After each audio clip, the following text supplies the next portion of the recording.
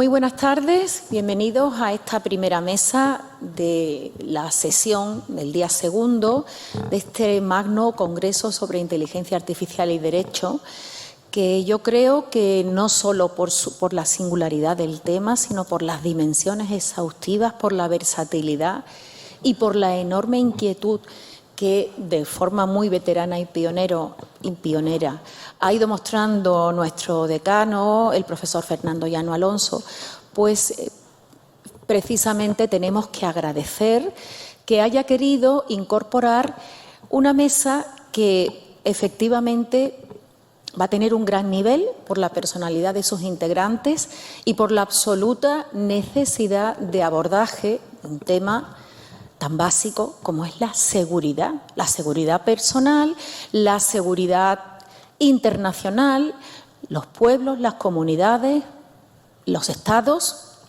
y, por supuesto, las personas. Ciberseguridad es un tema muy amplio, no vamos a poderlo abarcar, pero si alguien puede hacerlo, haciendo, desde luego, un esfuerzo sumario respecto de los amplios conocimientos que tienen cada una de las 4 personas que aquí me acompañan, que vienen desde hace mucho tiempo escorando su trayectoria académica en el campo de la inteligencia artificial, yo creo que son ellos y poco más que ellos, ¿no? Poca gente lo van a hacer como ellos. Sabemos que la inteligencia artificial ha venido para quedarse, no valen escándalos luditas, ¿no? Como me refiero a esta figura mítica de el rey Lud, que en la Inglaterra victoriana pues quemaba toda la serie de avances maquinistas propios de la Revolución Industrial, porque efectivamente por miedo, porque le quitaba trabajo a los obreros.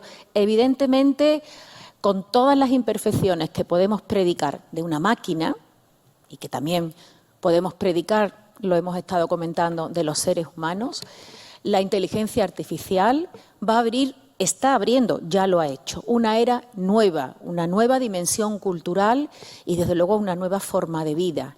Por lo tanto, ya no es momento, como hacía aquel famoso literato Clarke, ¿sueñan los androides con ovejas mecánicas? Ya no es momento para preguntarnos si sueñan o no, porque ya nos han demostrado esos androides con creces que pueden soñar, pueden darnos diagnósticos de situaciones complejas, pueden ayudarnos en 1000 ocasiones, pero también, como estamos viendo, desgraciadamente, pueden hacerse aliados de la barbarie y de la desinformación. Como digo, esto está a la orden del día en la guerra entre Israel y el grupo terrorista Hamás, pero evidentemente afecta, como ya hemos dicho, también a las noticias que diariamente estamos recibiendo sobre ultrafalsos, sobre manipulaciones, robos de identidad y venta en las webs oscuras. Es decir, más vale que nos dejemos de apocalipsis y entremos en materia, como han hecho las 4 personalidades a las que agradecemos, el profesor Fernando Llanos y yo misma, agradecemos que nos hayan hecho un hueco, porque en los 4 coinciden que tienen, desde luego, pues responsabilidades gestoras del máximo rango. Para centrarnos, vamos a hacer un primer bloque técnico con las 2 personas que nos van a hablar de la ingeniería informática y de los lenguajes de la inteligencia artificial, un bloque más técnico, y a continuación, sin solución de continuidad, vamos a hablar del complemento, que sería la seguridad desde el punto de vista penal. En este sentido, déjenme que les presente, en primer lugar, al profesor Rafael María Estepa Alonso, que es profesor titular del Departamento de Ingeniería Telemática de la Universidad de Sevilla. Un gran experto en ciberseguridad, conocedor, desde luego, de los delitos cibernéticos, pero al nivel de ser el creador y director de un máster en ciberseguridad que ha sido pionero también dentro del espectro de los másteres en el panorama nacional. Además, es director del Departamento de Ingeniería Telemática, ya les decía yo que tenía responsabilidades gestoras y tiene, bueno, pues un currículum completísimo en materia de ciberseguridad. Él nos va a hacer una panorámica general sobre el estado de la cuestión que hoy nos ocupa. Adelante, Rafael. Muchas gracias, Miriam. Control L puede ser.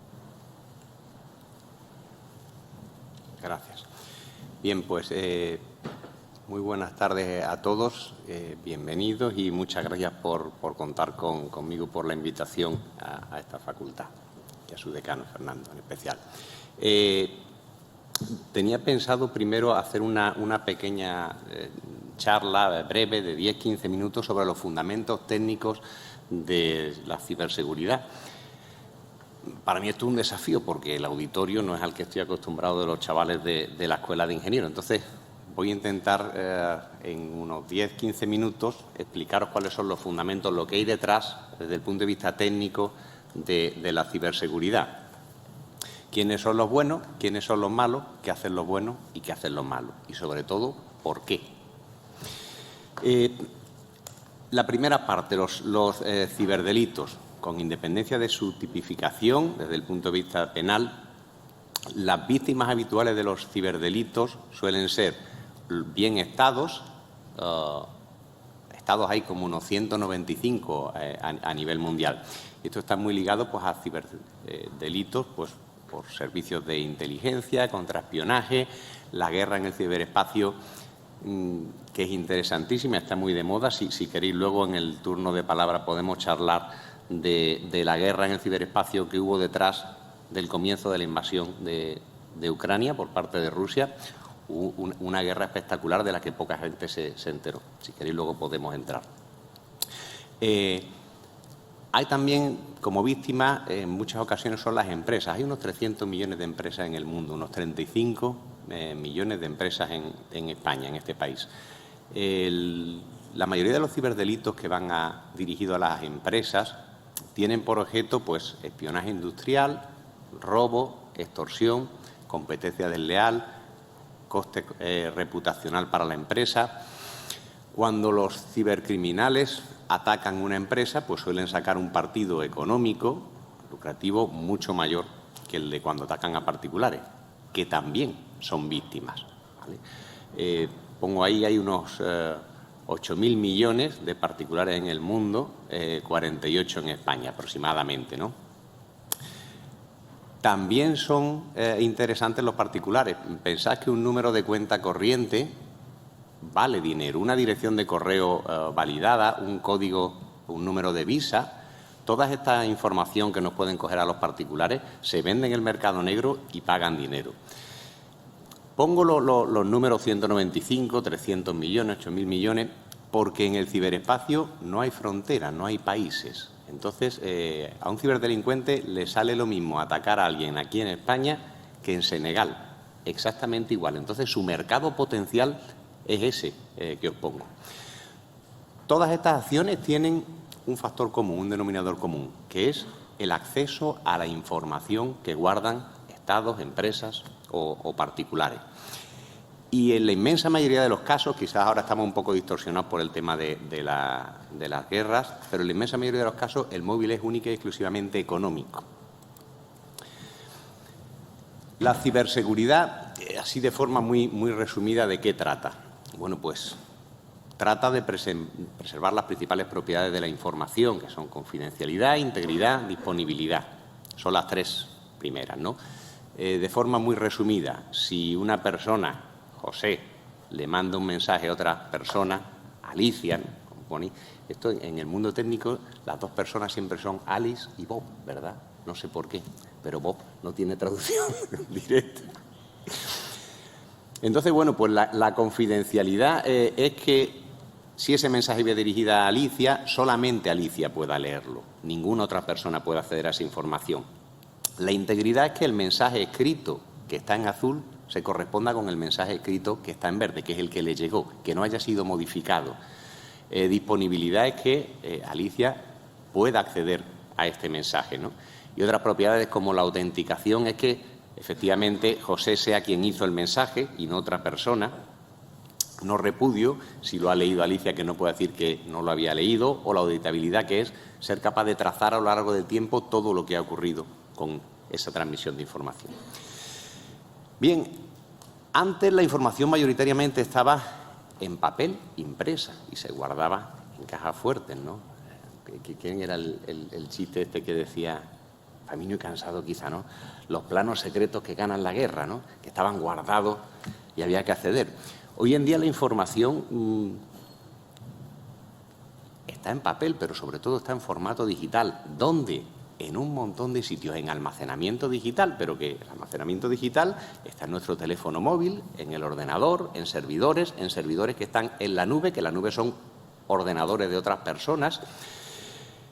Y lo más importante es que todos esos equipos donde está la información están conectados a una red que se llama Internet y que luego vamos a ver cómo funciona. Es una red puramente de transporte, es decir, Internet es una de las ideas que quiero intentar fijar hoy. Internet es una red de mensajería, igual que la red de correos, que la red postal. Tú mandas un mensaje con un remitente, una dirección y el mensaje se le entrega. Internet hace eso mismo, solo que con mensajes digitales. Claro, en Internet están conectados millones de personas en todos los países del mundo. No hay barreras. Eso hace que la información en formato digital tenga nuevas amenazas. No son las menores la amenaza de los insiders. Los insiders son personas que trabajan en una empresa y que en muchas ocasiones pues, son empleados que están descontentos, empleados desleales, gente que va a dejar la empresa en una semana o gente que ve que el ascenso laboral que estiman merecer pues se lo han dado a otra persona. Y entonces, bueno, pues se ponen a disposición de la competencia o el hacker de turno. De hecho, los insiders están ganando terreno, ¿no? Últimamente, la mayoría de los grandes grupos de cibercriminales intentan contactar con empleados dentro de las grandes empresas, de Facebook, de Microsoft, y lo único que le piden es que inserten un pendrive en su ordenador de trabajo. Ya está. No tienen por qué saber más nada, pero con eso ya sortean todas las medidas de seguridad exteriores. Están también a merced de los hackers. Hay muchísimos tipos de hackers. Los hay que quieren acceder a los ordenadores de la NASA para hacerse famosos, para subir su currículum, para subir su reputación.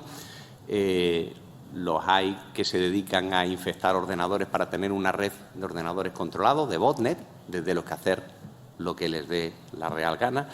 Los hay que lo que quieren es extraer tu información para venderla o bien para extorsionarte. Hay hackers en todos los países del mundo, especialmente en algunos, luego los veremos. Y después también amenazas de información pública a través de ingeniería social, de redes sociales o engaños a través de ingeniería social, técnicas de ingeniería social, ¿no? Bien, los malos para acceder a nuestra información tienen que ser capaces de ejecutar, la mayoría de las veces, ¿no?, código en nuestro equipo, en el equipo donde esté guardado, en mi teléfono móvil, en el ordenador. ¿Cómo llegan a la CPU del sistema? ¿Cómo llegan ellos a ejecutar su código malicioso dentro de nuestro sistema? Bueno, hay varias formas. En muchas ocasiones el usuario es el que les da acceso directo al equipo, con técnicas sencillas de engañarlo como phishing, ¿no? Pues te llaman por teléfono, mire usted, estamos revisando el código de la seguridad de la contraseña de acceso a su equipo por el escritorio remoto y hemos encontrado que solamente tiene 6 caracteres. Tiene usted que cambiarla. Y si da la casualidad que la tuya tiene 6 caracteres, dice, es verdad, me han pillado. ¿Cuál era la antigua para cambiarla? ¿Sí? Y tú mismo le estás dando acceso, ¿no?, engañando al usuario. Otras veces el usuario del equipo ejecuta código malicioso, malware, dentro de su sistema. Hombre, se supone que no lo hace a conciencia, ¿no?, sabiéndolo, ¿no?, con intencionalidad. Pero fijaos, el código malicioso se puede esconder de muchas formas. Cuando nos llega un fichero, pues, foto.jpg, aparece en Windows un dibujito y dice, esto es una foto. Haces un doble clic y no tiene por qué ser una foto. Una cosa es la extensión y otra es el contenido real del fichero. Hay algunos programas que nos permiten verificarlo. Son los primeros bytes de ese fichero, que se llaman bytes mágicos, dicen cuál es el contenido. Entonces, bueno, pues, a veces que un usuario abre un fichero pensándose que es una cosa y no, es un ejecutable. En otras ocasiones, los usuarios son también los que hacen que se ejecuten el malware, pero sin saberlo, porque el malware aprovecha la vulnerabilidad de programas lícitos, programas que tienen el usuario. Es decir, dentro de este ordenador que está ahora proyectando, pues está Windows, la versión la que sea. Ahora mismo eso es un PDF. Significa que hay un programa lector de PDF, la Adobe Acrobat, por ejemplo, es el más famoso, pero hay otros, por ejemplo, el Foxy Reader. Son programas, software legítimos. Bueno, pues todo el software, absolutamente todo el software que os imaginéis, tiene vulnerabilidades. Vulnerabilidades son fallos de programación. Un programa, imaginaos, como Windows, pues tiene millones y millones de líneas de código. Está hecho por equipos de cientos de personas. Entonces, todos los programas tienen vulnerabilidades. Ahí tenéis, por ejemplo, en la diapositiva, una página web, cvedetails.com, donde tú le dices, pues yo uso de navegador Mozilla. Pone Mozilla Firefox y te dice las vulnerabilidades que tienen. En concreto, Mozilla tiene 2.484. Windows 10, que es relativamente reciente, pues tiene 3.081 vulnerabilidades. El PDF Foxit, un lector de PDF, que es el que yo uso, por ejemplo, tiene las vulnerabilidades que aparecen en esta tablita de la izquierda, ¿no? Por cada año. Fijaos que hubo un año, en el 2018, donde se descubrieron 171 vulnerabilidades. ¿Y esto de la vulnerabilidad qué es? Bueno, pues la vulnerabilidad hace que, si carga un fichero de entrada malicioso, por ejemplo, el lector de PDF carga un fichero que se llama ventas.pdf, que además de tener código PDF, tiene código malicioso. Está ahí puesto en rojo. Un exploit más malware. Eso consigue que la CPU del ordenador se ponga a ejecutar el malware. Es decir, ha sido capaz de robarle el uso del ordenador, de la CPU, al programa lícito para ejecutar el programa ilícito, el malware. Se ha hecho con el control total del equipo. Y lo único que hizo el usuario es leer un fichero PDF malicioso. Obviamente él no sabía que era malicioso, ¿vale? Bien, ¿quién descubre las vulnerabilidades? Bueno, pues hay ingenieros que están dedicados exclusivamente a buscar vulnerabilidades en los programas existentes. Cuando encuentran una vulnerabilidad pueden hacer dos cosas. O bien la publico en un sitio público, gano fama, ¿vale? Gano reconocimiento, prestigio, me ofrecen contratos de trabajo. Bien puedo contactar con el fabricante del software. Si es el Foxy PDF, pues contrato con la empresa que lo hizo y digo, he descubierto esta vulnerabilidad. Ellos la arreglan y sacan una nueva versión. Por eso estamos continuamente actualizando los sistemas operativos, porque a medida que se descubren vulnerabilidades, el fabricante va actualizándolo y solucionándolo. No siempre, ¿vale? Podríamos pensar que, bueno, todas las semanas salen. El tiempo medio de resolver una vulnerabilidad para un fabricante está en torno a los 3 meses. Y hay muchos que no la resuelven, porque si la vulnerabilidad afecta a la estructura completa de mi programa, tengo que dedicar a un montón de ingenieros un montón de tiempo y cierro la empresa. La dejo y ya está. Y los usuarios de ese software pues están desprotegidos. Otra cosa que puede hacer el que descubre una vulnerabilidad no es contactar con los buenos, sino contactar con los malos, que le van a pagar mucho más que los buenos. Entonces, si yo descubro una vulnerabilidad en el Foxy Reader, contacto con alguno de los grupos de cibercriminalidad y le digo, tengo una que no conoce nadie. Y ellos generan un exploit para poder entrar en los ordenadores. Esa vulnerabilidad no la va a resolver el fabricante, porque no sabe que existe. Esas son las vulnerabilidades, las que todavía no están resueltas, que se denominan zero days. Entonces, cualquier software que estemos corriendo, en los teléfonos, en los ordenadores, tiene vulnerabilidades, algunas de ellas son zero days, y lo que podéis tener certeza es que no sabemos cuáles son. Los malos seguramente sí saben las que son. Las van descubriendo.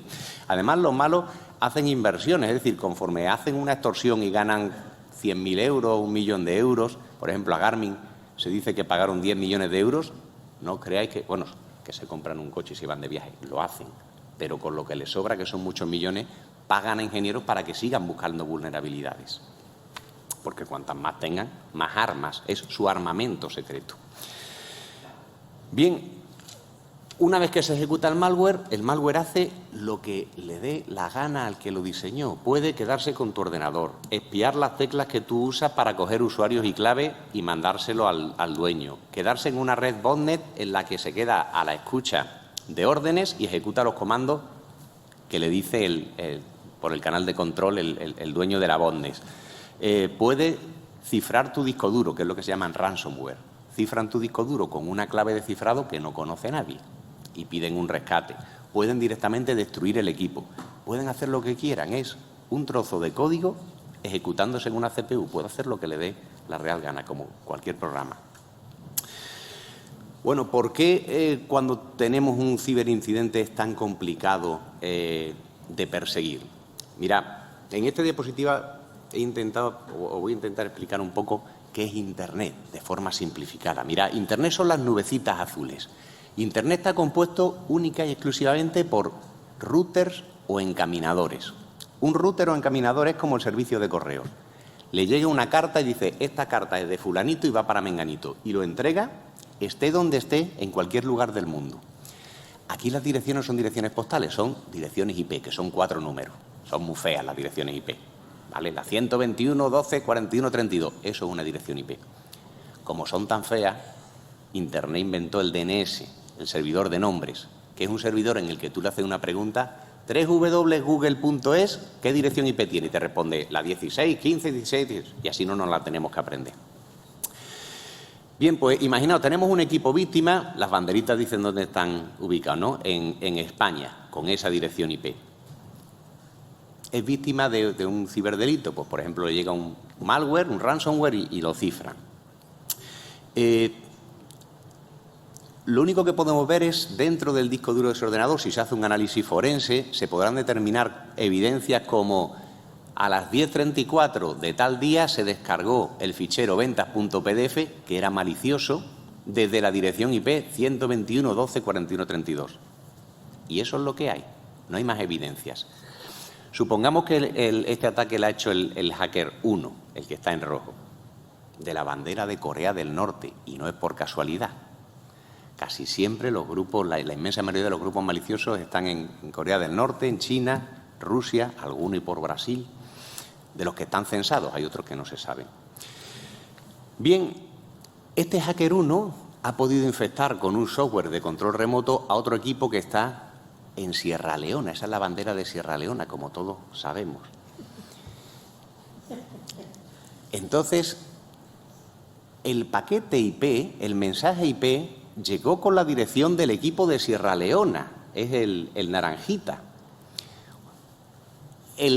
La dirección IP que me aparece en el log es de un equipo de Sierra Leona. Yo entiendo que si esto vas a la policía, tema de judicial, me pierdo, pero el juez dirá, vamos a mandar una comisión rogatoria a Sierra Leona para que identifiquen quién está detrás de esta dirección IP.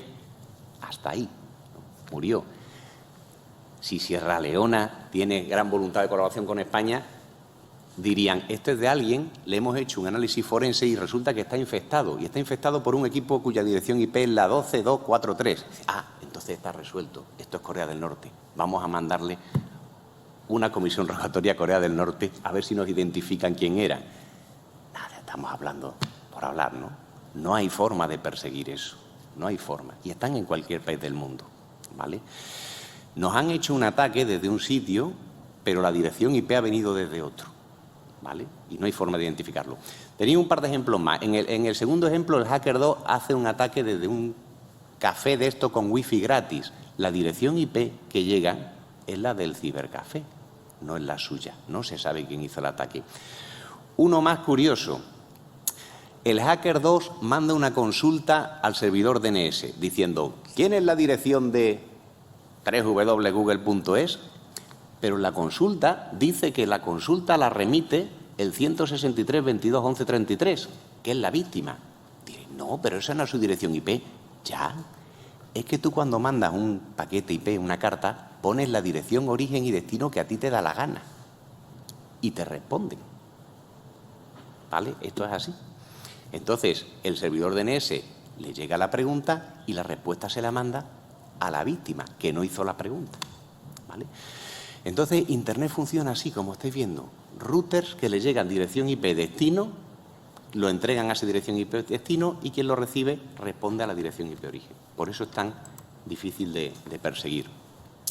La actual tendencia en los ciberataques, si nos vamos al informe NISA, que es un organismo europeo que se dedica a hacer un informe bastante exhaustivo, respecto al móvil, a qué es lo que mueve a hacer los ciberataques, está un poco distorsionado en el 2022 por la guerra de Ucrania, ¿vale? Entonces, hay motivos geopolíticos de disrupción o de espionaje, algo más de activismo, pero el principal motivo siempre es económico, ¿vale?, para los ciberataques. Los hackers sacan muchísima pasta cada vez que te cifran un disco duro y piden un rescate. Y la gente paga, la administración pública no, porque luego tiene que justificar de dónde lo ha sacado, ¿no? Entonces, si puede, no paga. Pero las empresas habitualmente pagan. Y con ese dineral que sacan, muchas veces están inyectando económicamente dinero a los estados que mantienen estos grupos y otras veces pues contratan hackers que buscan vulnerabilidades para hacer el malware para seguir haciendo. Es un negocio muy lucrativo. En el circulito aparece que la mayor parte de los ataques los recibe en el 2022 la administración pública, los proveedores TIC, los particulares también, empresas de servicios, la banca, salud, en fin, está muy repartido. Y las tendencias actuales es pues hacer, los hackers se están fortaleciendo, están invirtiendo mucho en encontrar vulnerabilidades 0 days para poder sacarle partido. También es una tendencia a poner hacking como servicio, es decir, igual que Amazon me dice, pues si quieres un ordenador yo te lo pongo en la nube, pues estos ponen herramientas de hacking en la nube, de tal forma que si alguien quiere hacer un ataque de negación de servicio distribuido contra un equipo para dejarlo fuera de servicio, no tiene por qué saber nada de informática. Tú contratas a un hacker y dices, quiero durante 1 hora a esta dirección IP dejarla fuera de servicio. Te subcontratas las herramientas y tú lo lanzas sin tener ni idea. Con lo cual, quien quiera puede hacer, se puede meter a hackers sin necesidad de desarrollar las herramientas. También están subiendo mucho los ataques a la disponibilidad con ransomware y ataques de negación de servicio distribuido. Estos son ataques muy sencillos. Imaginaos que desde miles de ordenadores en el mundo le mandan paquetes a un equipo, a un servidor, lo dejan fuera de servicio. Como la dirección IP, origen, son de todos los países del mundo, no puedes cortar. No puedes saber de dónde viene, ¿vale? Y esto pues, se emplea mucho también. ¿Qué es lo que hacemos en la ciberseguridad? Reducir el riesgo. El riesgo básicamente es probabilidad de que algo ocurra por el impacto. Tradicionalmente se ha invertido mucho en reducir la probabilidad de que un ciberataque tenga lugar, ¿no? Pues lo típico, un firewall para los paquetes maliciosos, procura que no ocurran. O un antivirus, procura que no tengamos ciberincidentes. La tendencia actual es a invertir más en reducir el impacto. Es decir, sé que voy a tener un ciberataque, ¿qué medidas tengo para que tenga poco impacto en mi empresa? Una muy evidente, copias de seguridad que se restauren en 5 minutos. Entonces, aunque me ataquen, puedo restaurar mi estado, ¿no? El círculo virtuoso de la ciberseguridad son esos 5 pasos. Identifico las amenazas sobre mis activos, los protejo, firewall, antivirus, un montón de medidas. Aunque los proteja, tendré un incidente de ciberseguridad, se trata de detectarlo cuanto antes, responder al ataque para que no se propague, recuperar el estado anterior y con ese incidente he aprendido nuevas cosas, las identifico, vuelvo a proteger, así hasta el siguiente. Bien, pues para acabar, unas conclusiones muy breves. Con respecto a los ciberdelitos, son un negocio, son muy rentables y, por tanto, seguirán siendo un negocio en los próximos años, son muy difíciles de perseguir. Por mucha seguridad que pongamos, nadie está protegido al 100%. Los malos juegan con ventaja porque si yo tengo un antivirus, los malos tienen mi antivirus. Y hasta que su malware no pasa por mi antivirus, no nos liberan. Entonces, todas las herramientas que tenemos para protegernos también las tienen los malos. Siempre van con ventaja. Desde el punto de vista de ciberseguridad, pues se trata de reducir el riesgo y se está utilizando últimamente mucho la inteligencia artificial como sistema de ayuda a la toma de decisión, en especial para detectar patrones de ataque por comportamientos anómalos, ¿vale? Por último, decir que los malos también usan la inteligencia artificial, con lo cual esta es una pelea que está y estará durante muchos años. No tengo más nada que contar. Luego, si queréis en el turno de preguntas, pues Seguro que tienes muchísimo más, Rafael.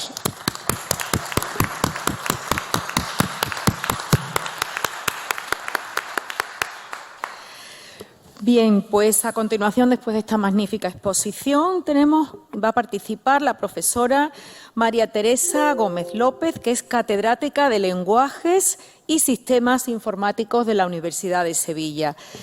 Ella nos va a seguir hablando de vulnerabilidades, nos va a seguir diciendo hasta qué punto estos artificios se van a embarrascar, igual que los seres humanos, en lo que llamaba el lingüista Lee Worf, las trampas del lenguaje, o si por el contrario, pues son los mejores sustitutos, ¿no?, para ese amigo que nos daba un consejo a la hora de tomar una decisión, o para aconsejar al juez, para aconsejar al médico.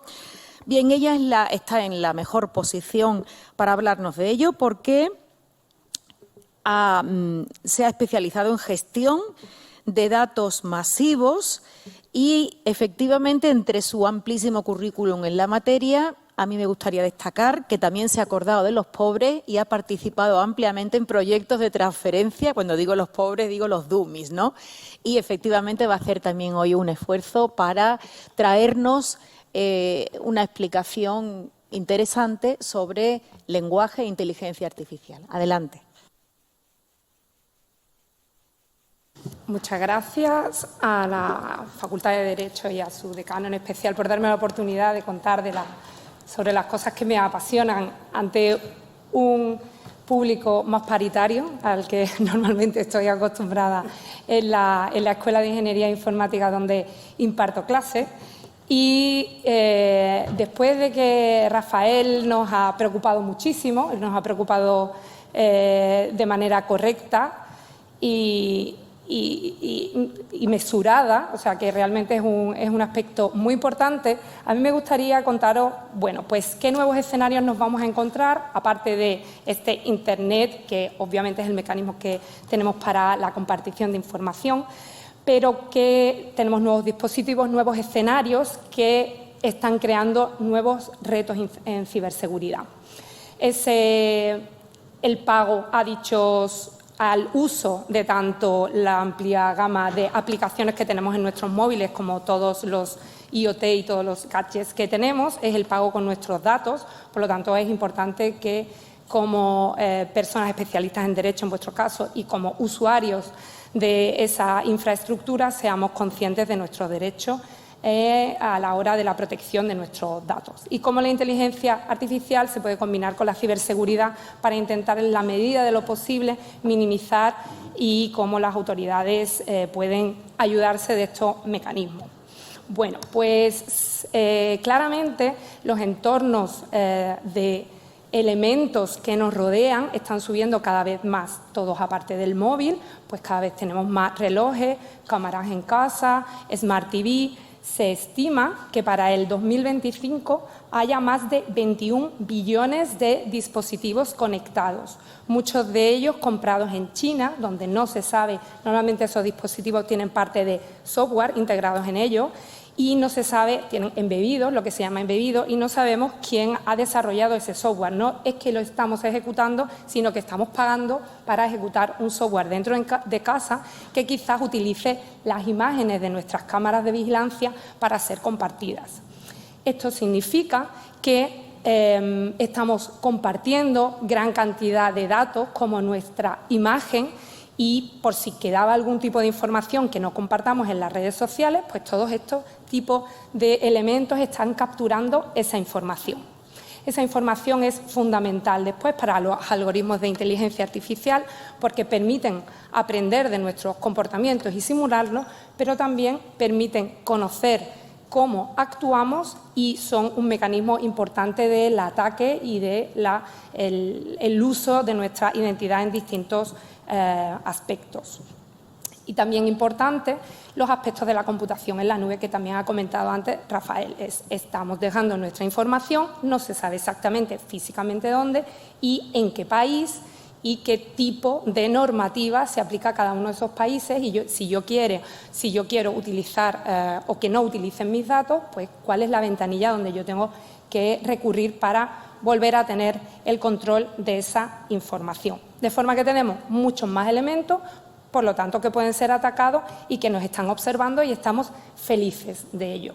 Como os comentaba, tenemos sistemas embebidos, que esos sistemas para la actualización de sus versiones y la reducción de las vulnerabilidades son a veces más incómodos, que es la simple actualización del sistema operativo o de algunas aplicaciones, de forma que también el número de vulnerabilidades que pueden afectar a ellos son mayores porque son más difíciles de actualizar. La probabilidad de que nos compremos una cámara web para casa o un detector de humo y actualicemos el firmware para saber si para detectar, para eliminar las posibles vulnerabilidades es bastante más reducido. Y como veis, pues tanto router, cámaras IP, grabadoras de vídeo, las Smart TV, todo eso son elementos.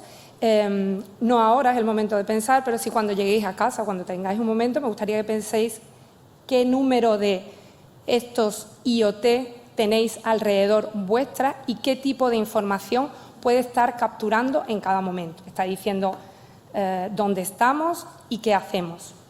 Y además esa información se comunica a través de Wi-Fi, que cuando es gratuita pues aprovechamos, vamos a un hotel, nos conectamos a una Wi-Fi que es gratuita, o a través del Bluetooth, que también da mucha información de nuestro dispositivo y de nuestras formas de actuar. De forma que si ya teníamos un problema de ciberseguridad en entornos, simplemente por el uso de Internet o por abrir un fichero en entornos laborales, pues ahora el problema se hace muchísimo mayor. Y están capturando nuestros datos, y nuestros datos identificativos no significa que lleve nuestro DNI. Parece que si nuestra información es pública pero no lleva nuestro DNI, entonces no es importante o no nos puede identificar. Si somos identificables de otra manera, esa información puede ser sensible. Incluso se están analizando distintos tipos de elevar las categorías de los niveles de sensibilidad de los datos que estamos compartiendo, que cada vez son más. Como nosotros pagamos el uso de las aplicaciones gratuitas que tan alegremente nos descargamos y de esos componentes hardware tan baratos que compramos por Amazon y otro tipo de plataformas que incluso traen objetos de más lejos, pues el pago que nosotros le hacemos es con nuestra intimidad, con nuestros datos, de forma que se ha regulado mediante el Reglamento General de Protección de Datos que cuando alguien captura mis datos me tiene que decir para qué objetivo los está capturando y yo tengo que poder siempre. Esos datos siempre tienen que estar actualizados y yo siempre tengo que poder borrar esos datos y lo tengo que borrar en un único sitio. Y si yo he permitido hacer uso a una determinada empresa de un conjunto de datos, esa empresa no puede dar esos datos a otra empresa. Y además tiene que pedir explícitamente mi autorización, nunca puede venir por defecto. Y tiene que estar el documento súper claro de forma que cualquier persona que no sea experta pueda entender qué implica la compartición de esa información, ¿vale? Y eso es todo lo que se intenta articular dentro del Reglamento General de Protección de Datos. Uno de los artículos más importantes, aquí me vais a perdonar porque yo soy ingeniera informática, si digo alguna cosa incorrecta, me perdonáis. Uno de los artículos más importantes es el artículo 32. De hecho, nosotros estamos trabajando como las organizaciones están obligadas a cumplir esta normativa. De forma, y si no, tienen multas muy costosas, que ahora os pondré los ejemplos más llamativos para que sepáis que esto es una cosa seria para las organizaciones.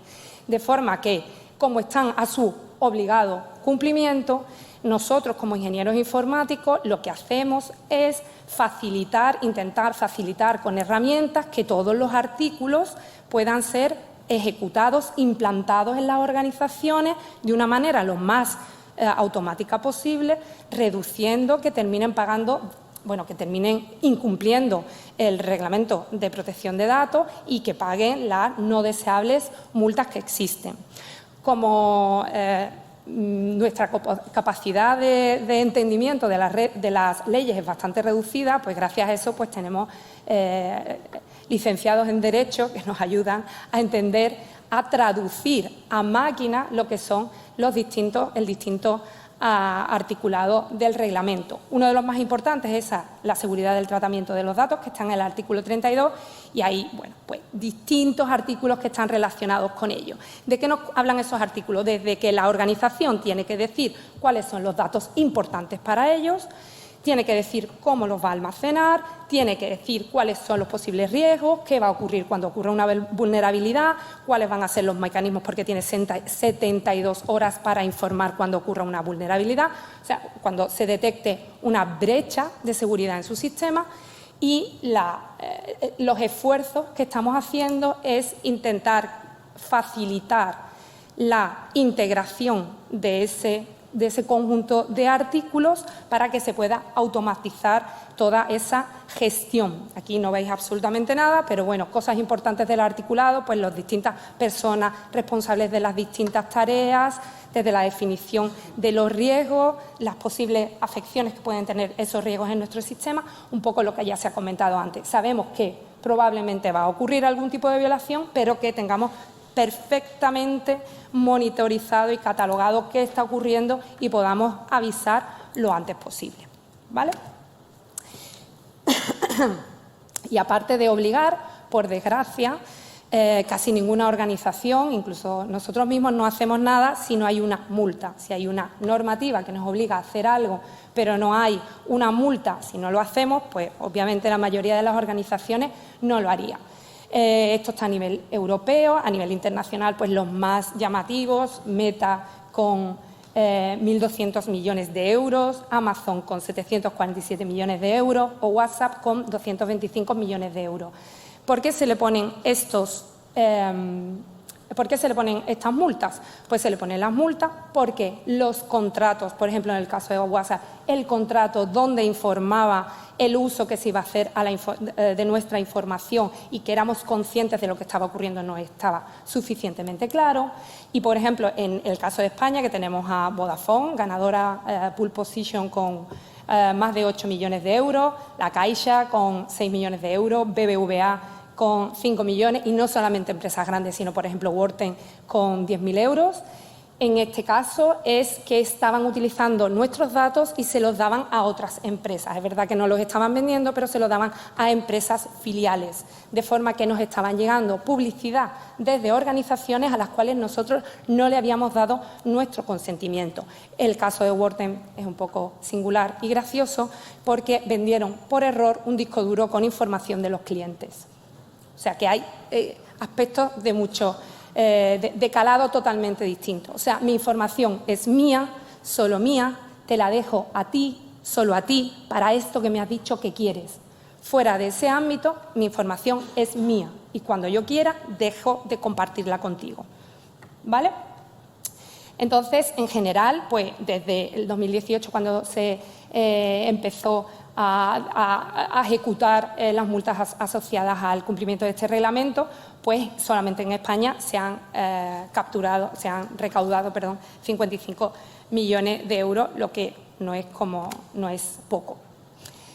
¿Qué ocurre? Que como cada vez tenemos más dispositivos, cada vez damos nuestros datos a más organizaciones y cada vez hay más tipos distintos, bueno, no hay más tipos de delincuencia, sino la delincuencia también está utilizando las TIC como mecanismos, por ejemplo, pues, las fake news, los accesos por denegación de servicio que ya lo hemos comentado, el phishing, utilizar nuestros dispositivos para minar, en lugar de tener ellos una granja de servidores para minar información, entran en nuestros sistemas para que ejecuten en nuestros ordenadores o en nuestros teléfonos móviles o tablets distinto código, en este caso no malicioso, sino para otro propósito que nosotros no hemos decidido. Pues lo que se está intentando, ahora veremos algunos números de cómo está subiendo la ciberdelincuencia de una manera no exponencial, pero sí muy alta, que no podemos tener humanos exclusivamente vigilando que esas posibles vulnerabilidades y ataques. Y ahí es cuando se intenta que la inteligencia artificial, intenta simular a un humano, pues que el humano le enseñe a las máquinas para evitar que seamos nosotros, incluso las personas no expertas, para que intenten reducir el número de ataques que terminan ejecutándose de manera efectiva dentro de nuestro sistema. Y aparte también para explicar pues, qué tipo de ataques nos están haciendo y las razones para poder poner contramedidas a esos ataques que nos están realizando. Entonces, obviamente, la inteligencia artificial es un mecanismo importante, donde ahí no entraríamos en aspectos morales sobre decisiones sobre humanos. Creo que es uno de los claros ejemplos donde la IA nos ayuda sin quitarnos nuestra identidad humana de decisión sobre cosas, sino lo que hace es ayudarnos a detectar esos posibles ataques y amenazas, dejándole a los humanos más tiempo para hacer cosas más inteligentes, y nos puede ayudar también a que la organización que tenga unas determinadas reglas de gobierno de la seguridad sobre sus datos y sobre sus activos, pues pueda refinarlo en función de los tipos de ataques que está sufriendo. ¿Qué ocurre?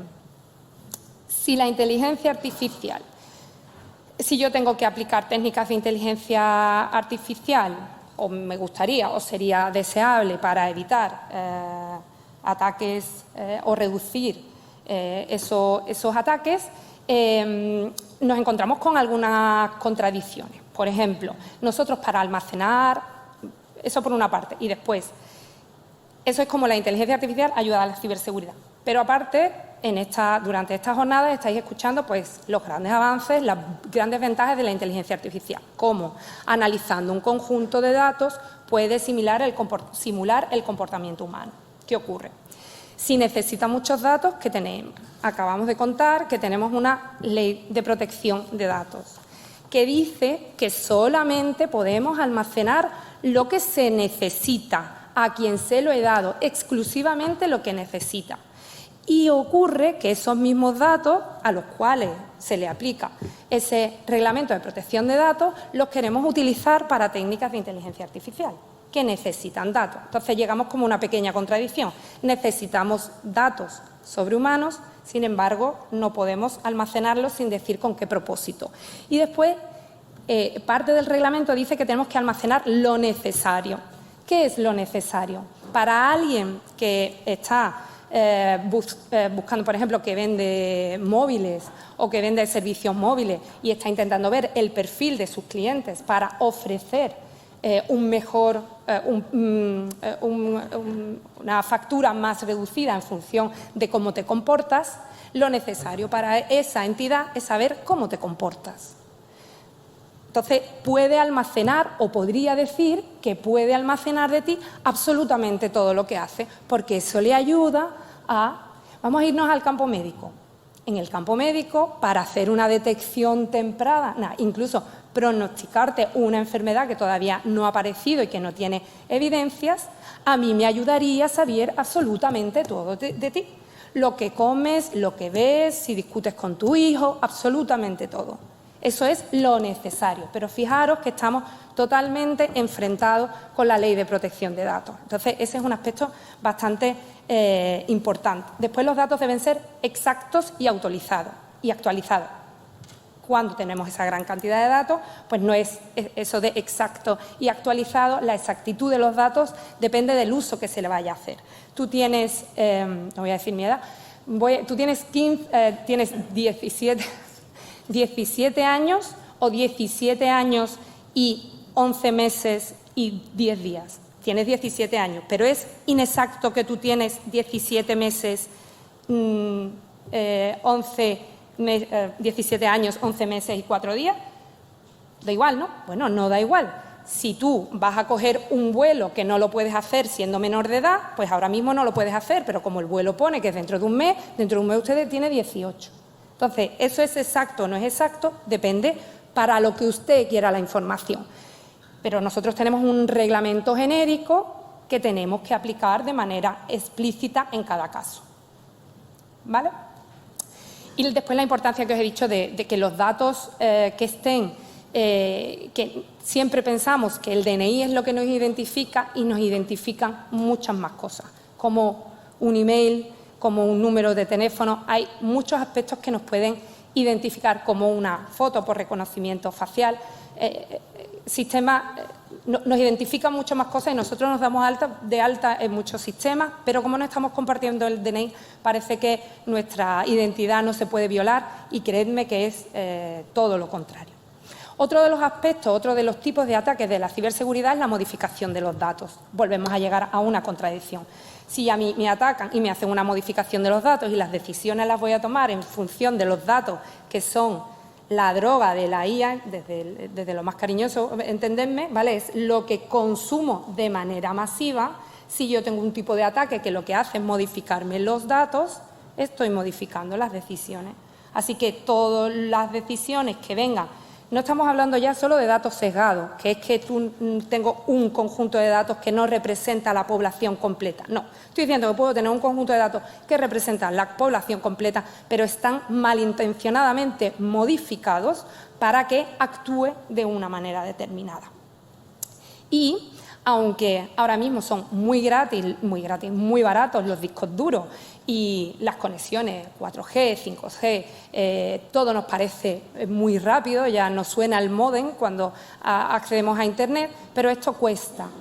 Esto tiene que ser sostenible. Sistemas que monitoricen qué ocurre en nuestras organizaciones, sistemas que almacenen datos de manera masiva, eso tiene que ser sostenible, porque ahora está más optimizado, pero también está más democratizado. Y esa democratización de todos esos sistemas, del acceso a Internet y el acceso a la tecnología en general, es la que está haciendo la foto que os voy a enseñar ahora de la evolución de la criminalidad en el ámbito de la ciberseguridad. Fijaros cómo ha evolucionado el número de hogares que tienen Internet.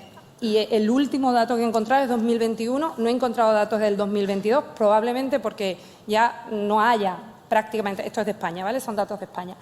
Prácticamente no haya, porque tener un ordenador con un móvil en casa, eso es tener Internet en casa. Entonces, fijaros, pues cómo hemos del 2012, que no hace tanto, o sea, al 2021, en 9 años, cómo ha entrado Internet y, por lo tanto, esa exposición al cibercrimen, cómo ha entrado en las distintas casas y no la formación, mientras que hasta que no tenemos, no sé, 15 años no nos dan una llave de casa porque no se fían de que cerremos la casa, pero sí nos dan un móvil, que es donde podemos mejor, más tranquilamente radiar que estamos de vacaciones para que puedan, antes cuando éramos chicos decían, no digas en los bares que te vas de vacaciones, ahora es mejor, pones fotos en directo y así facilita el cibercrimen sin ni siquiera tener que estar físicamente cerca de ti. En relación, bueno, se ha definido un plan estratégico igual, o sea, la policía, la Guardia Civil, en general las Fuerzas Armadas nos tienen que dar soporte, igual que cuando entran, nos roban o nos acosan en la calle y damos soporte y nos dan soporte, nos tienen que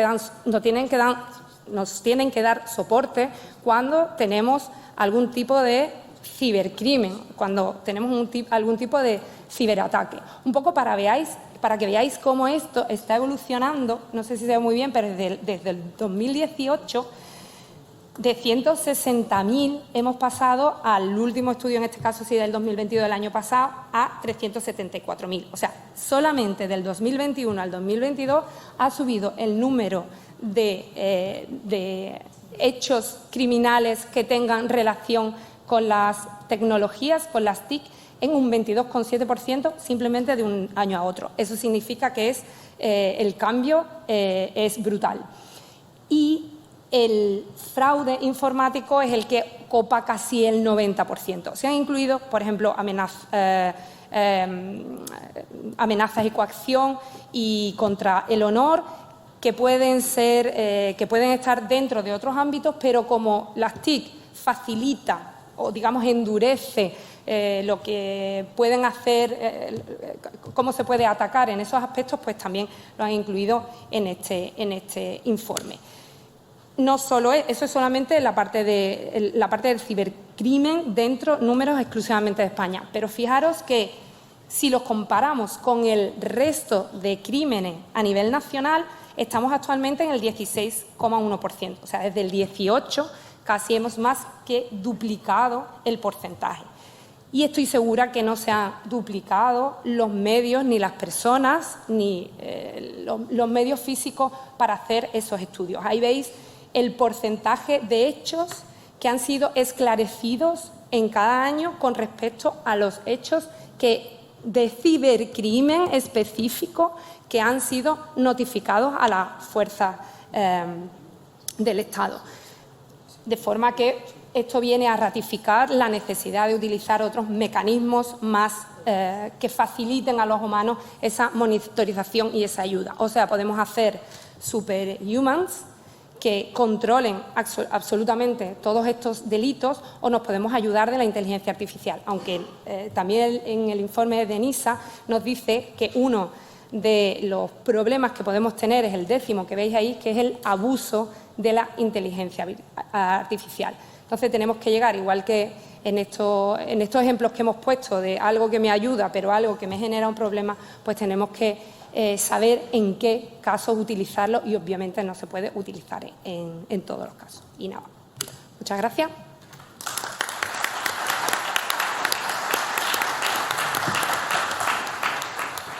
Bueno, pues aquí la profesora Gómez nos ha dado más que un pantallazo, una visión esclarecedora de cuáles son los riesgos, nos ha metido el miedo en el cuerpo y también nos ha hecho ver un poco la impotencia y la incapacidad del derecho penal en muchos de los capítulos que nos ha presentado.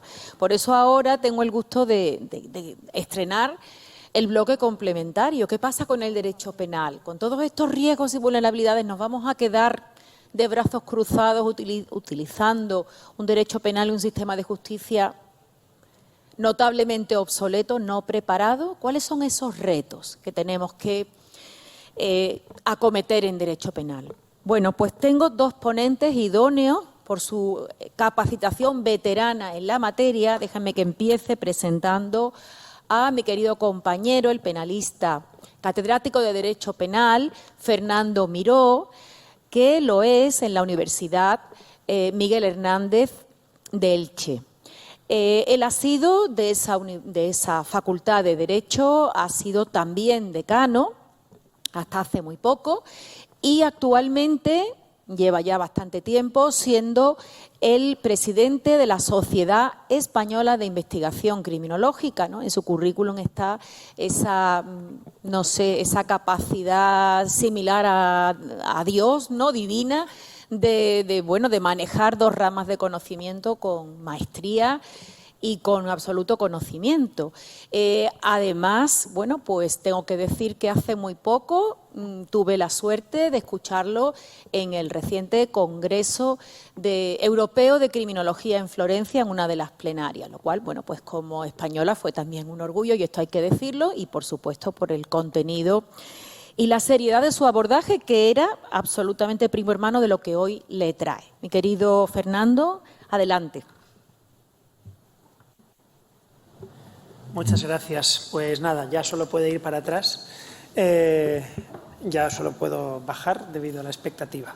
Es para mí un honor estar aquí y un placer, siempre un placer. Un honor, por supuesto, por estar en la Universidad de Sevilla, a la que le tengo tantísimo cariño y tanto respeto, pero un placer porque siempre que vengo a Sevilla, pues básicamente estoy rodeado de amigos y eso es lo que uno quiere, y además conforme pasan los años todavía más.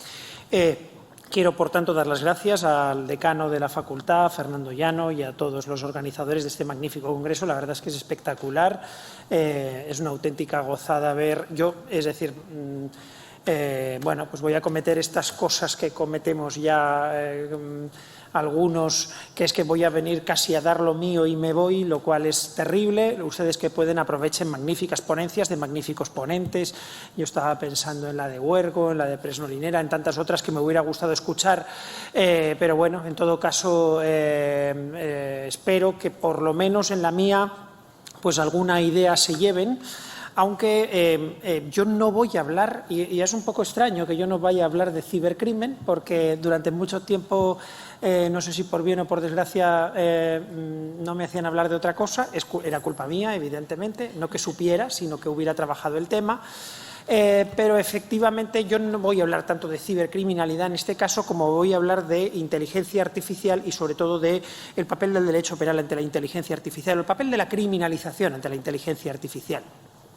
El título, algo rimbombante, es Criminalizar Skynet, aproximación a una propuesta procedimental para la reforma penal ante los riesgos de la IA, que es en lo que estoy trabajando. Es decir, es lo que me apetece, es decir, estoy haciendo una reflexión, estoy trabajando en inteligencia artificial para en realidad trabajar sobre la idea de criminalizar.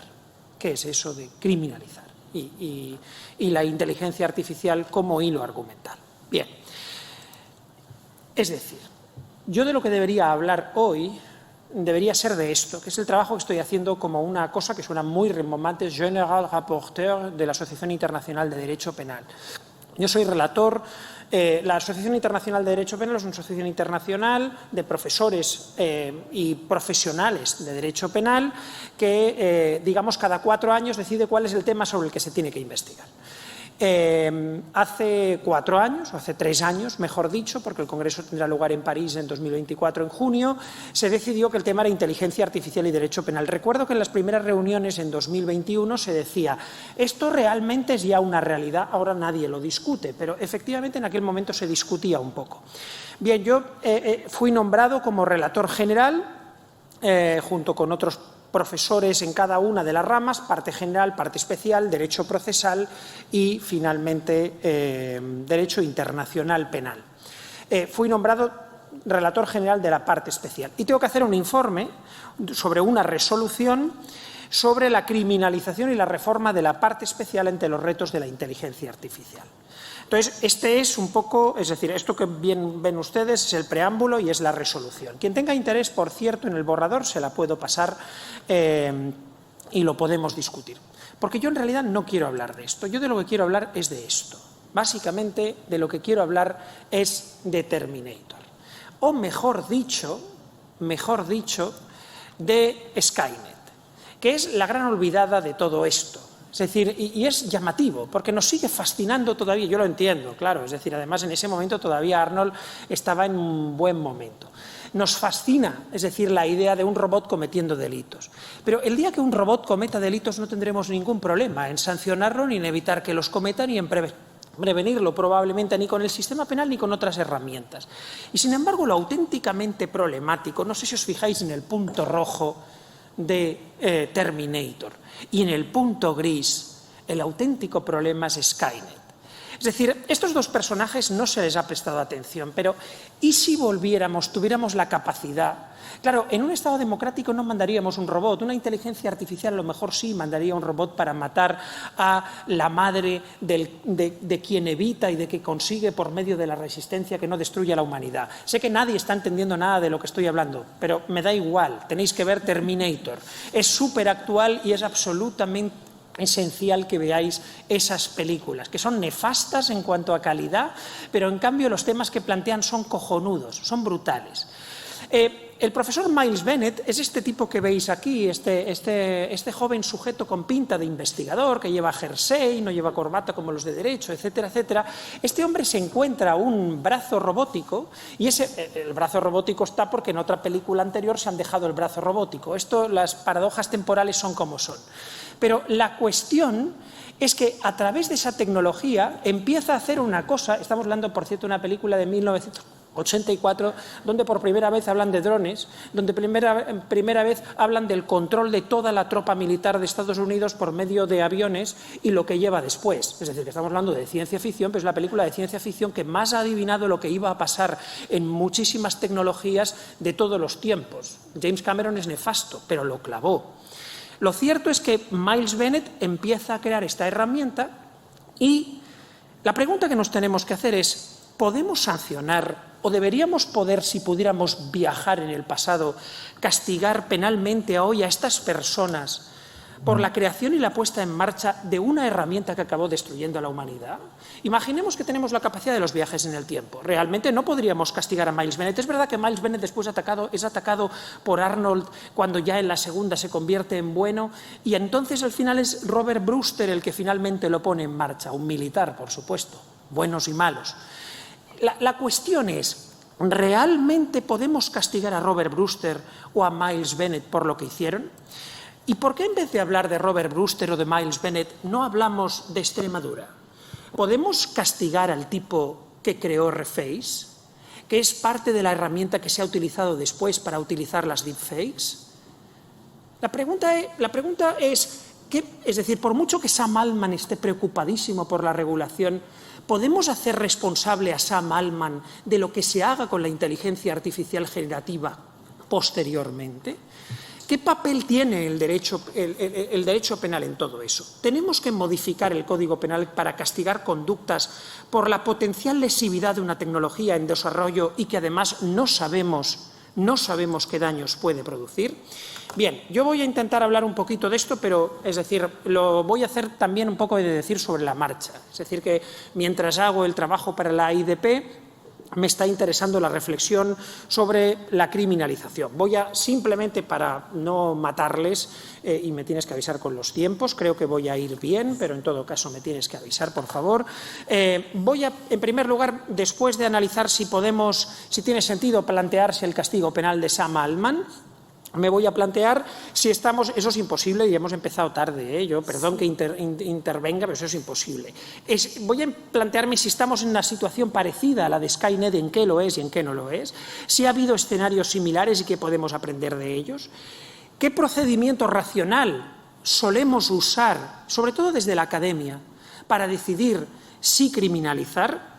Y después voy a hacer pues, una pequeña propuesta, una introducción a una propuesta, que es lo que trabajaré en mi informe y en mi paper, sobre cómo decidir criminalizar y no solo por qué criminalizar, una propuesta procedimental. Y voy a intentar poner un ejemplo que es en relación con los deepfakes. Bien, vamos a empezar por algo que ya he dicho, pero es plantearnos si estamos en un escenario parecido al de Skynet. Esto es CloudOff. CloudOff es la herramienta que utilizaron los niños de Extremadura. Al lado es Skynet. ¿En qué se parece? Probablemente no se parezca en tanto. Es decir, y yo escribí un artículo sobre el tema de la tendencia, sobre todo de los juristas, a ser distópicos. Nos encanta ser distópicos. Hemos nacido para ser distópicos y ponernos en los peores escenarios. Probablemente tenga sentido.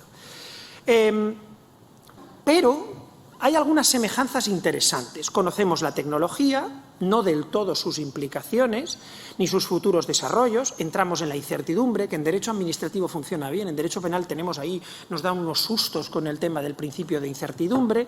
Estamos empezando a observar sus riesgos, pero es posible que estemos sobredimensionando algunos e infradimensionando otros, ¡oh, qué sorpresa! Y finalmente, cuando todavía no tenemos ni la regulación básica ni el derecho administrativo sobre inteligencia artificial, ya estamos creando ciberdelitos. Porque, claro, no necesitamos mirar otras ramas del ordenamiento jurídico para el derecho penal porque tiene su sustantividad absolutamente propia, ¿verdad, Pablo? Por supuesto que sí. Bien. ¿Por qué la inteligencia artificial obliga a plantearse una potencial reforma del Código Penal? ¿Cuáles son las razones clásicas para la criminalización? Hay dos razones clásicas y en las dos parece que la reflexión tiene sentido. Bien porque aparecen nuevos intereses o bien porque aparecen nuevos riesgos y daños para intereses ya existentes. Nuevos intereses. Es cierto que la inteligencia artificial en sí mismo puede plantearse como interés. Es una tecnología enormemente valiosa y no está claro. Yo creo que sobre esto hablará más mi querido compañero, pero efectivamente vamos a tener que decidir sobre qué tutela, ¿no? De nuevo, el derecho penal va a tener que decidir solo o vamos a tener que ver si esto es cuestión de propiedad intelectual, de industrial, de competencia, etcétera, etcétera. Después tenemos el tema de la Strong AI, de la inteligencia artificial fuerte, incluso de la superinteligencia. Cuando ya tenga un valor propio, cuando tenga intereses propios, tendremos que plantearnos incluso si es digna de tutela y de qué forma lo será. Y después hay una serie, más allá de su funcionalidad, otra serie de valores relacionados con la funcionalidad de todo lo que está relacionado con la inteligencia artificial. El concepto de privacidad lo vamos a tener que repensar. El concepto de privacidad liberal en el que se inventa probablemente, es decir, lo vamos a tener que repensar, porque es posible que yo no pueda disponer de mis datos porque no solo me pertenecen a mí, sino que a lo mejor tengan un valor colectivo. El tema de la confiabilidad, la transparencia de los datos. Probablemente aparezcan nuevos intereses, otra cosa es que tengan que aparecer por vía penal la protección. Y finalmente el tema de las nuevas formas de lesionar o poner en peligro bienes jurídicos. Aquí no voy a gastar tiempo porque todos ustedes son conscientes de los riesgos para la vida, la salud, por supuesto, para el honor, para la libertad sexual. Pongo a Rosalía, el problema no es solo que se vea afectada a ella por un deepfake, el problema es lo que hacen con sus canciones también. La propiedad intelectual cambia, el patrimonio y el orden económico. Data Rails es uno de los elementos, pero Data Rails es solo una de las herramientas financieras de automatización que puede afectar a bienes jurídicos, patrimoniales y socioeconómicos. Y, por supuesto, y ahí pongo todo el tema de la desinformación, sobre el que he trabajado algo, democracia, salud pública y también, cuando el Estado entra como elefante en cacharrería, la libertad de expresión. Bien, ha habido escenarios similares y ¿qué podemos aprender de ellos? Escenarios similares, me refiero a escenarios similares donde el derecho penal se ha visto o se ha lanzado a la regulación porque tenía la sensación de que efectivamente tenía la necesidad de intervenir. Bueno, voy a poner tres y una pequeña enseñanza de cada uno de ellos. El primero es la aparición del tráfico rodado, como dice mi hija, a lo bestia.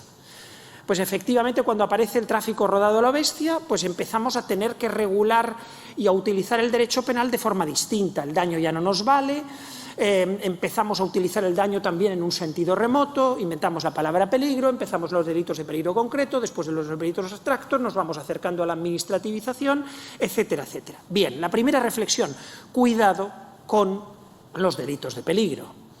Tenemos que saber cuál es el papel del derecho penal en ello. De momento no hemos aprendido mucho. El derecho penal está lleno y el ordenamiento jurídico está lleno ya y ha asumido totalmente esta figura delictiva. Y esto puede ser que sea una experiencia que podemos utilizar en relación con la inteligencia artificial. Otro escenario similar, la aparición de la... Yo recuerdo perfectamente estar de alumno, he sido alumno, por cierto, los que estáis ahí un poco despistados. Recuerdo estar de alumno, efectivamente, y hablarme de los delitos de manipulación genética y del delito de creación de armas de destrucción masiva por medio de la manipulación genética. Y decir, esto nunca se va a aplicar y si se aplica, pues me va a dar igual. La cuestión es, porque es armas de destrucción masiva, ¿no? Bien, la cuestión es que efectivamente... Para esto, para aquellos desarrollos tecnológicos que probablemente vayan más allá del paradigma científico del momento, bueno, pues podemos aprender de la manipulación genética que tenemos que tener precaución, con el principio de precaución, que tenemos que ser cuidadosos porque en el derecho penal el principio de precaución tiene que estar, no digo que no se utilice, pero digo que tiene que estar sometido a determinadas garantías y a determinadas, digamos, cautelas.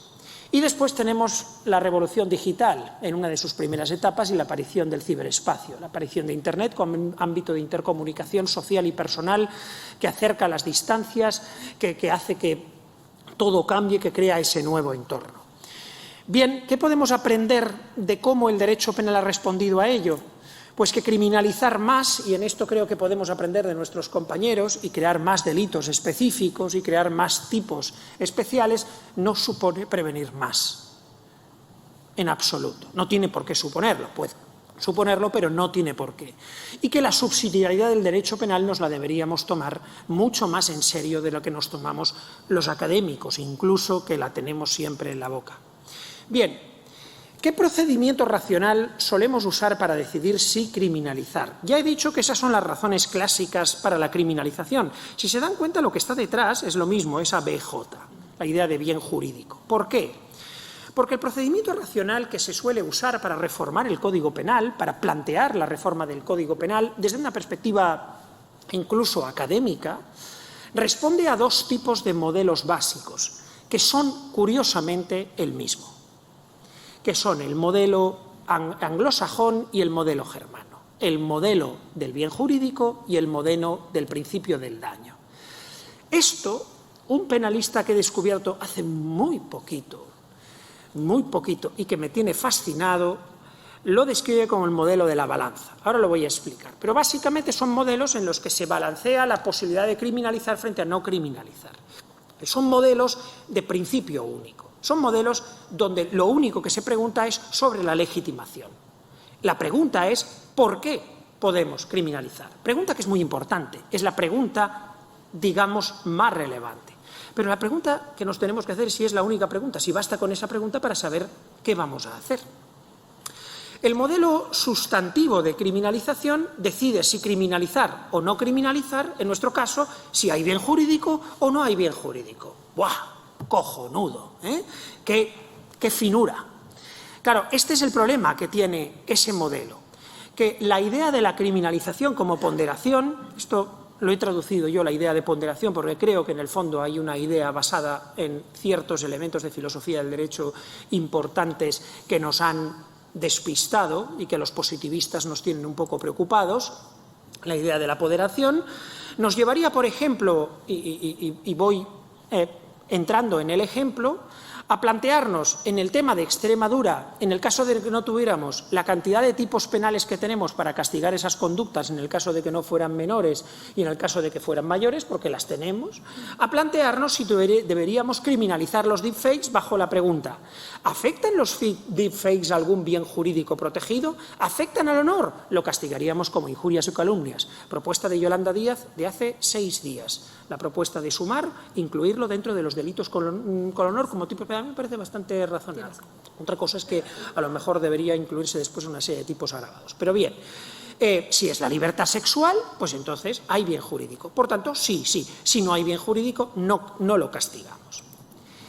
Bien, lo que voy a intentar explicar ahora es muy brevemente, por qué creo que la inteligencia artificial y todos los desarrollos tecnológicos en los que estamos y los retos que tenemos, sobre todo la academia sigue ensimismada en la labor de los jueces, y es importante, pero los penalistas no podemos seguir sin prestar atención al legislador. Lo que pretendo es plantear una propuesta procedimental de criminalización aplicada a la IA y concretada para los deepfakes. Básicamente, lo que parto es de la idea de cuáles son las deficiencias, no indeficiencias, sino insuficiencias de este modelo para tomar decisiones reales sobre la criminalización. Básicamente, en primer lugar, el problema que tenemos, como hemos pensado tradicionalmente la criminalización, es que es un modelo centrado en por qué es legítimo criminalizar, pero no en cómo decidir en concreto cómo hacerlo. Que pensamos que contestando en sí podemos criminalizar o no, hemos resuelto el tema, y después hay que crear el tipo penal, decidir qué, mirar otras partes del ordenamiento jurídico, saber cómo hacerlo. No, ya está, los penalistas decimos, hay bien jurídico protegido, cojonudo. La segunda es un modelo de balanzas con líneas únicas, que es incoherente con la realidad. Esto yo lo planteé con la criminalización de conductas ofensivas y algunos todavía no han entendido cuál es mi propuesta. Pero efectivamente no es lo mismo dañar que ofender. Y no es lo mismo cualquier grado de lesión. Es decir, no se puede simplificar todo con la idea de bien jurídico. En tercer lugar, la multiplicidad regulatoria obliga a mirar el derecho penal en relación con otras ramas del ordenamiento jurídico. Esto lo decimos, pero los penalistas, una gran parte de ellos, no creen en ello. Creen que el derecho penal tiene sustantividad, que no es parte del derecho público, que no es una rama más. Es decir, y que por tanto tiene que mirar cómo responden lo demás. Es un modelo enormemente impreciso y que no da criterios claros. Bien, frente a eso, lo que propongo, basándome sobre todo en las ideas de Schoncheck, que es un filósofo del derecho penal americano de 1994, tiene un libro maravilloso que se llama Uncriminalization. Él lo que propone es sustituir la idea de la criminalización como balanza por la idea de la criminalización como un proceso de filtraje, como un proceso de filtrado. Básicamente lo que dice, la pregunta sobre la legitimidad es la primera, pero es solo la primera y no es la única. Nos tenemos que plantear para saber si la conducta es criminalizable, si tiene daño o afecta al bien jurídico, pero después tenemos que plantearnos otras cosas. Lo voy a explicar, digamos, entrando en un ejemplo muy concreto. Se trata de que en un ámbito de riesgo miremos cuáles son los riesgos permitidos o los riesgos no permitidos, para lo cual no tenemos más remedio y más lógica que mirar el consenso social, el soft law y la regulación administrativa, y después de todas las conductas hacerlas pasar por el filtro, primero del daño, después de la necesidad de prevención penal y después de la racionalidad pragmática, que nos hemos olvidado de ella, de la necesidad de eficacia, eficiencia, etcétera, etcétera. Pongamos un ejemplo. La criminalización de los deepfakes. Sabemos de lo que hablamos, voy a pasar muy rápido. Contenido audiovisual manipulado, sintético, que parece auténtico y en el que se simula que las personas hacen cosas que en realidad no han hecho. Tipologías múltiples. La IA generativa básicamente lo que hace es incrementar la credibilidad de estas herramientas. A mí no me preocupa Terminator, no me preocupa el niño que manda el deepfake de la niña desnuda diciendo que ha hecho esto. Esto lo vamos a poder criminalizar, ya está criminalizado. Es decir, el problema es qué hacemos y qué papel tiene el derecho penal en quienes diseñan estas herramientas o en quienes establecen condiciones para estas herramientas. Si tiene alguno o no tiene que tenerlo. Esta es la pregunta. Esta es la pregunta. Lo demás, que si es pornografía, que si tal, discutamos sobre el bien jurídico y resolvámoslo. Pero la pregunta es esta. La Unión Europea está enmarcando todo esto dentro de la lucha contra la desinformación, Europol, etcétera, etcétera. La mayoría de los ordenamientos jurídicos permiten castigar la mayoría de estas conductas cuando las realiza un particular. Este no es el problema. En Inglaterra ya se ha planteado una enmienda interesante que va en la misma línea de la propuesta de Sumar. Supongo que alguien en Sumar lee inglés. Y en Italia una enmienda al Código Penal que prohíbe el uso de deepfakes que afectan a ciertos derechos de la personalidad. Es interesante la propuesta italiana, aunque no me convence. Hay una propuesta de directiva del Parlamento Europeo que lo liga con la violencia contra las mujeres y la violencia doméstica y que pretende ya criminalizar ese uso. El tipo está bastante bien, es decir, la regulación, pero de nuevo como directiva europea es bastante indeterminado. Bien, ¿cómo lo plantearía yo desde una perspectiva de un proceso de filtraje? Pues lo primero mirando a la normativa administrativa. Lo primero que hay que hacer es saber, señores, somos secundarios, asumámoslo, y más en este ámbito, pero de una vez. Hay que mirar, la Digital Services Act ya incluye obligaciones, termino, ¿verdad? Ya incluye obligaciones específicas, pero es que el reglamento de inteligencia artificial va a ser clave en todo esto. Por ejemplo, el desarrollo de herramientas de OpenAI, es decir, que es precisamente la base de la generativa que se ha utilizado para los deepfakes. Es decir, cuando yo creo un sistema de software abierto que puede ser modificado por otro, donde yo pongo coches puede ponerse desnudos, esto el reglamento lo permite. Por tanto, no tiene ningún sentido plantearnos si vamos a criminalizar esto, porque esto está como un riesgo permitido directamente. Todo el tema del uso artístico y de libertad de expresión también. Habrá que ver hasta qué punto ese riesgo permitido se convierte en riesgo no permitido. El tema de las conductas relacionadas en general con el diseño de IA generativa. La difusión de deepfakes sabemos que va a pasar probablemente los filtros del daño, de la ofensa, probablemente de la necesidad penal. Habrá que pensar bien la racionalidad pragmática, pero probablemente lo pase. Pero ¿qué pasará cuando se establezca la directiva de la Digital Services Act, que ya está en vigor para las grandes plataformas, el incumplimiento de la gestión de riesgos en el diseño de estas apps? Elon ya se ha dicho que cierra el chiringuito, que lo cierre. ¿Qué pasará cuando se incumplan obligaciones de evitar inputs problemáticos? ChatGPT los tiene. ChatGPT no permite que le preguntas. Le puedes preguntar y le puedes decir que te haga algo nazi, pero te dice que no puede hacerlo y se niega a hacerlo. ¿Qué pasará cuando tú el input directamente no te lo permita la herramienta? ¿Ese incumplimiento se dará lugar a una sanción administrativa o tendrá que dar lugar después a una sanción penal? Eso tendrá que entrar por los filtros y no solo si hay bien jurídico. ¡Claro que hay bien jurídico! En todo lo hay. ¡Qué absurdo!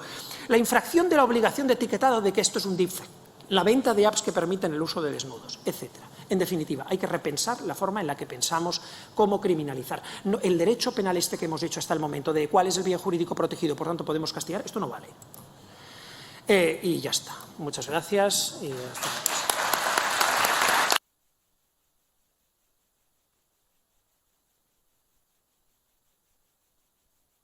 Bueno. Bueno, querido Fernando, gracias por sembrar tantas dudas y por ponerlos el alma al vino. Lo vamos a intentar, esto de repensarlo. Bueno, déjenme que ahora les presente a otro de los grandes maestros en ciberdelincuencia, también un querido amigo y compañero, y por otra parte uno de los más asiduos a la Universidad de Sevilla, ¿no? Nos encanta recibirlo, siempre aprendemos de él y yo creo que es uno de los ejemplos de elegancia penal que nos quedan, no quedan tantos, ¿eh? Escuchen al profesor Palma Herrera, catedrático de Derecho Penal de la Universidad de Córdoba, actualmente también es vicerrector. Y, por otra parte, tengo el orgullo de decir que forma parte del equipo de investigación del proyecto que yo dirijo sobre cibercriminalidad en ámbitos recreativos o de ocio desviado. Bueno, pues con la amistad que profeso al profesor, le doy la palabra y le agradezco su concisión.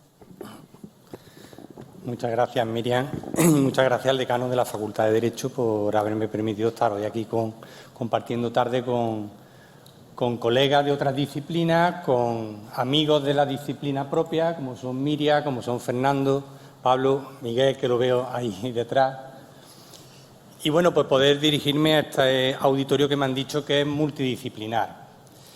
Yo voy a entrar en cuestiones, digamos que Fernando ha puesto el toro en suerte. Yo voy a partir de, admitamos que vamos a criminalizar ciertas cosas y vamos a ver en qué medida pues, nuestro Código Penal o los grandes conceptos dogmáticos que tienen luego su base en el Código Penal, pues sirven o son susceptibles o son necesitados de ser modificados para hacer frente a esta nueva delincuencia, nueva forma de delincuencia, porque en realidad la delincuencia es la misma, la delincuencia es lo que va cambiando de medios con el paso de los tiempos, pero la delincuencia es la misma. O ver en qué medida nuestro Código Penal sirve o necesita de alguna actualización. Y lo voy a hacer centrándome en cuestiones que están relacionadas con el proyecto de investigación que dirige mi compañera Miriam Herrera aquí en la Universidad de Sevilla. Universidad, por cierto, hermana a la mía, porque no sé si sabrán, pero en la Facultad de Derecho de Córdoba del año 1980 y hasta ese momento lo que era facultad no era facultad, era un colegio universitario dependiente de la Universidad de Sevilla. Por tanto, los vínculos siempre han sido muy estrechos entre Córdoba y Sevilla. Bien, yo tampoco voy a hablar de ciberdelincuencia. Yo soy, la presentación en realidad podría haber dicho, me llamo Fulanito tal y soy distópico, porque voy a partir de escenarios que a lo mejor hoy nos quedan todavía un poco lejanos, pero 1984 es anteayer. Y efectivamente Terminator era algo que era impensable. Pero es que Avatar en el año 2009 era impensable y hoy hablamos ya de metaversos. Por tanto, yo creo que, aunque sean realidades que hoy todavía, o tecnologías que no están generalizadas, pero son algo que va a venir en un corto o medio plazo. Entonces, debemos empezar a preocuparnos por ellas. Bien, desde hace unos años convivimos con herramientas de inteligencia artificial que nos permiten de sacar una foto con una calidad prácticamente profesional hasta obtener el itinerario más ecológico, ya no solo más corto, más rápido, también el más ecológico entre 2 puntos, tener un diagnóstico médico bastante fiable o incluso elaborar un TFG atribuyéndonos la originalidad del texto y consiguiendo engañar a nuestro profesor.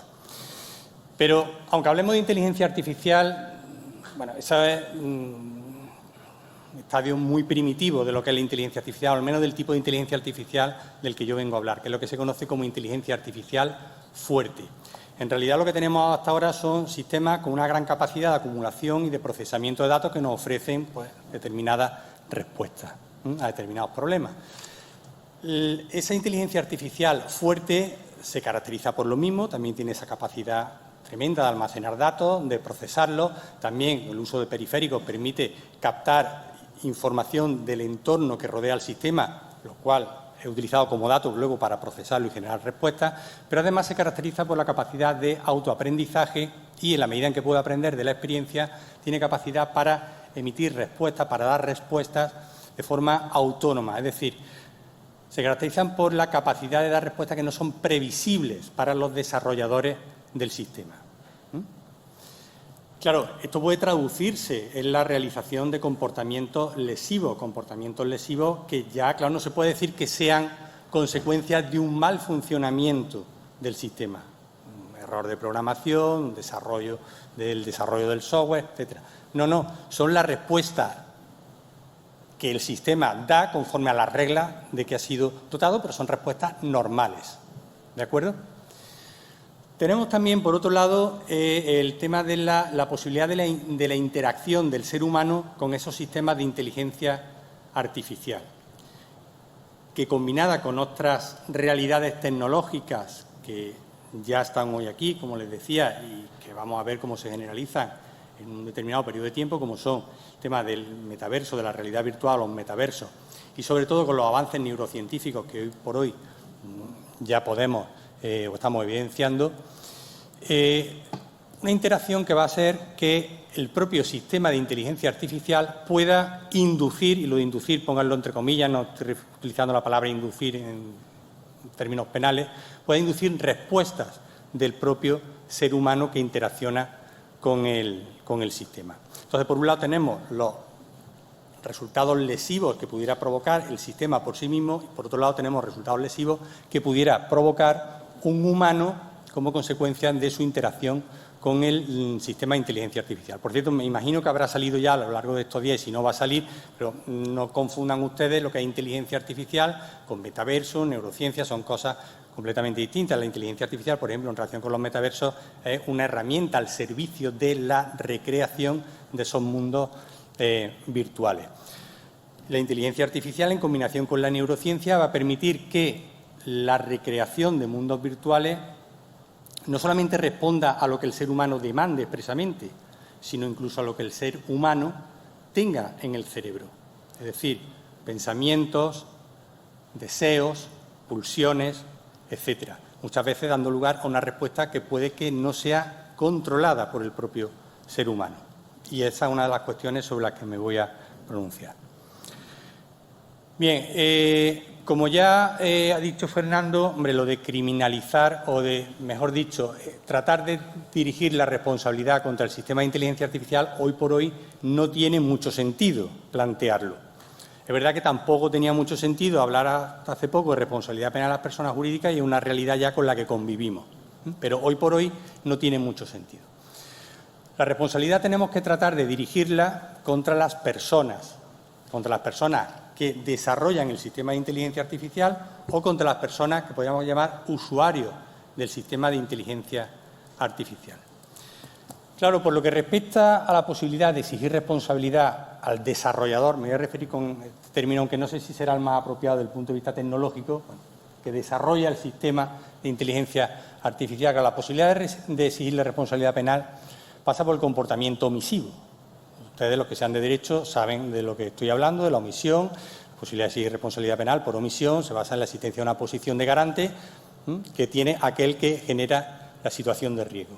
En la medida en que la puesta en funcionamiento de un sistema de inteligencia artificial pueda ser una fuente de riesgo, pueda ser un riesgo en sí mismo, aquel que está detrás del sistema de inteligencia artificial se convierte en garante de que ese sistema no provoque un resultado lesivo. De manera que si lo llegase a provocar, podría derivarse, por esos resultados lesivos, podría derivarse responsabilidad penal hacia él. Esto, en principio, desde el punto de vista teórico, no plantea ningún problema. Pero, claro, el problema lo tenemos o empieza a surgir cuando tenemos sistemas de inteligencia artificial que son capaces de llevar a cabo acciones, provocar resultados lesivos de manera impredecible. Los desarrolladores no habían contemplado siquiera esa posibilidad. Puede seguir hablándose en esos casos de comportamiento omisivo, de posición de garante y de exigencia de responsabilidad penal hacia esos desarrolladores. Bien, eso nos obligaría a partir como presupuesto de lo que es el principio de precaución, que ya ha salido aquí también antes, y como decía el profesor Miró, pues hay que tomar en derecho penal con mucha cautela. Claro, vamos a considerar riesgo ilícito todo aquello respecto a lo cual no exista certeza absoluta, rayana en lo científico, de que no se va a ser capaz de provocar un resultado lesivo. porque eso es lo que tendríamos que hacer para poder hablar de imputación omisiva a la persona que desarrolla el sistema de inteligencia artificial. Esto plantea bastante duda desde el punto de vista penal. Luego habría otra serie de cuestiones relacionadas con esto, como es la forma de culpabilidad, porque claro, hablar de dolo en estos casos, pues no, asumir dolo, pues no hay ningún problema. Esto no. Pero claro, la imprudencia, pues, claro, cuando ni siquiera es previsible la posibilidad de que el sistema de inteligencia artificial acabe produciendo un resultado lesivo, hablar de imprudencia y exigir responsabilidad por esa forma de imprudencia, pues cuanto menos puede resultar cuestionable. Bien, ahora vamos a dejar la figura del desarrollador y vamos a centrarnos en el usuario del sistema de inteligencia artificial. Un usuario que puede interaccionar de forma fisiológica con el propio sistema de inteligencia artificial, en forma de miembros, órganos, implantes cerebrales dirigidos a mejorar las capacidades intelectivas del sujeto y que detrás de los cuales puede haber algún tipo de sistema de inteligencia artificial que en un determinado momento provoque una reacción en el individuo que habrá que ver si está controlada por él o no está controlada. Porque nosotros partimos del presupuesto de que sin control por parte de la voluntad del sujeto, pues en principio no hay una conducta sobre la que construir un tipo penal. Bien, en la medida en que exista ese control por parte de la voluntad del sujeto, pues no habrá ningún problema, se podrá dirigir la responsabilidad penal contra él. En la medida en que esto no exista, pues esa responsabilidad penal no podrá dirigirse contra ese usuario del sistema, salvo que entremos en temas como el actio libere in causa, que ustedes conocerán también, si había previsto, debía prever la posibilidad de comisión de ese comportamiento lesivo, etcétera, etcétera. Otra posibilidad, ya nos salimos de lo que es la interacción fisiológica y entramos en los escenarios virtuales, en los metaversos.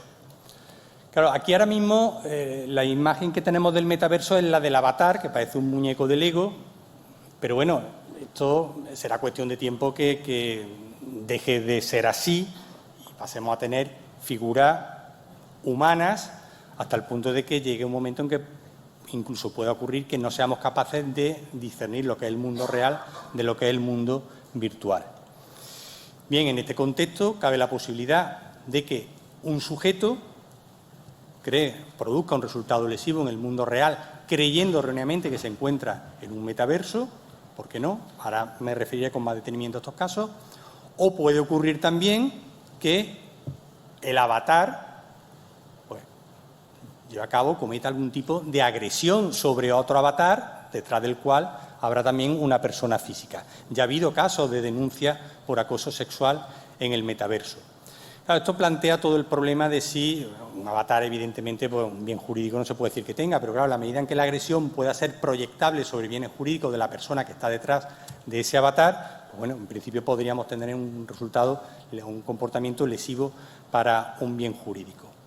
Hombre, a lo mejor si volvemos al caso este que le he puesto como ejemplo, denuncia acoso sexual, bueno, pues a lo mejor puede parecer un poco ridículo, ¿no?, hablar de acoso sexual cuando de lo que se trata es un avatar. Pero piensen ustedes, por ejemplo, por resultar distópico, el supuesto de un sistema de inteligencia artificial que sea capaz de recrear con todo lujo de detalle un metaverso en el cual un individuo que deseaba mantener algún tipo de relación sexual con un menor conocido, pues sea capaz de reproducir el sistema, que sea capaz de reproducir la imagen de ese menor y mediante dispositivos propios de los trajes ápticos pueda llegar a mantener esa relación sexual. ¿Por qué no vamos a exigir responsabilidad penal? ¿Por qué no vamos a hablar de indemnidad sexual como bien jurídico atacado en un supuesto de esto? O piensen ustedes lo que va a ser una realidad en un corto plazo también, que son los metatrabajos.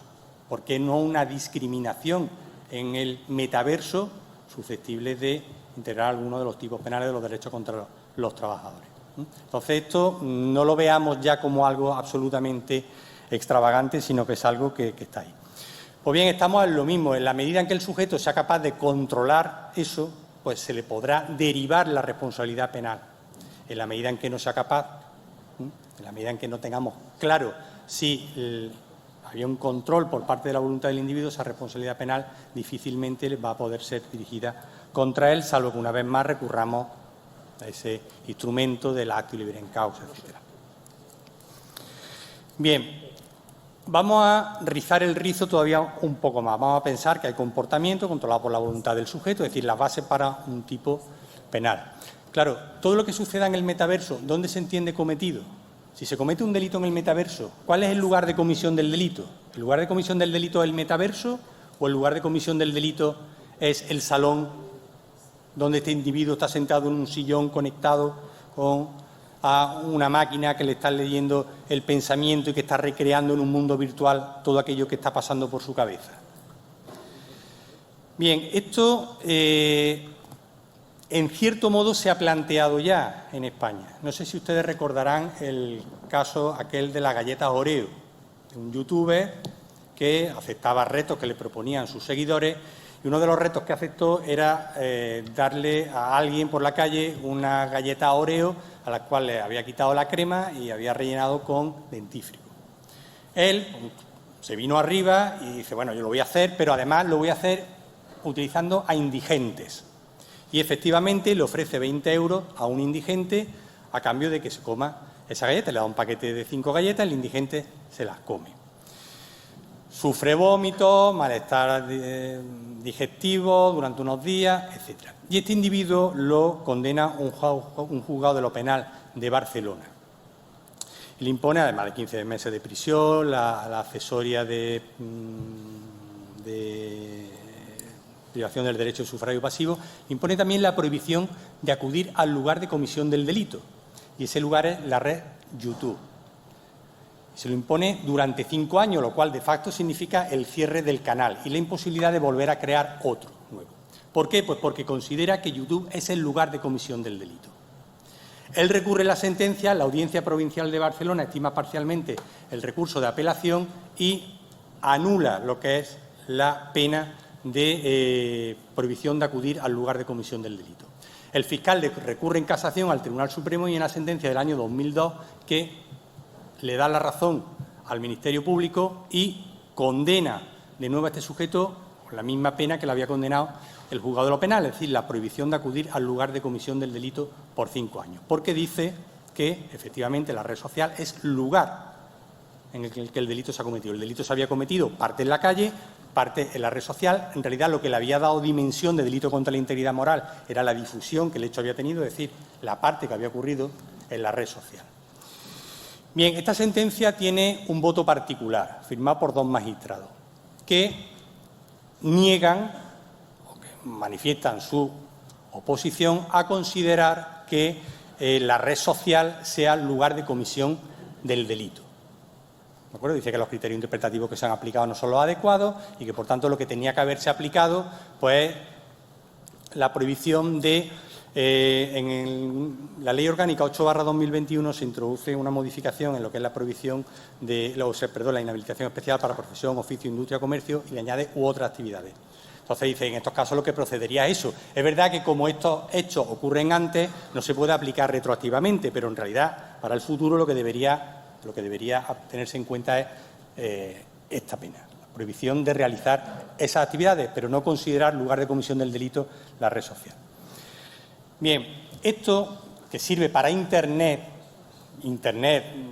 es un estadio primitivo de lo que viene, es aplicable, es extrapolable al tema de la inteligencia artificial en relación con los metaversos, ¿vale?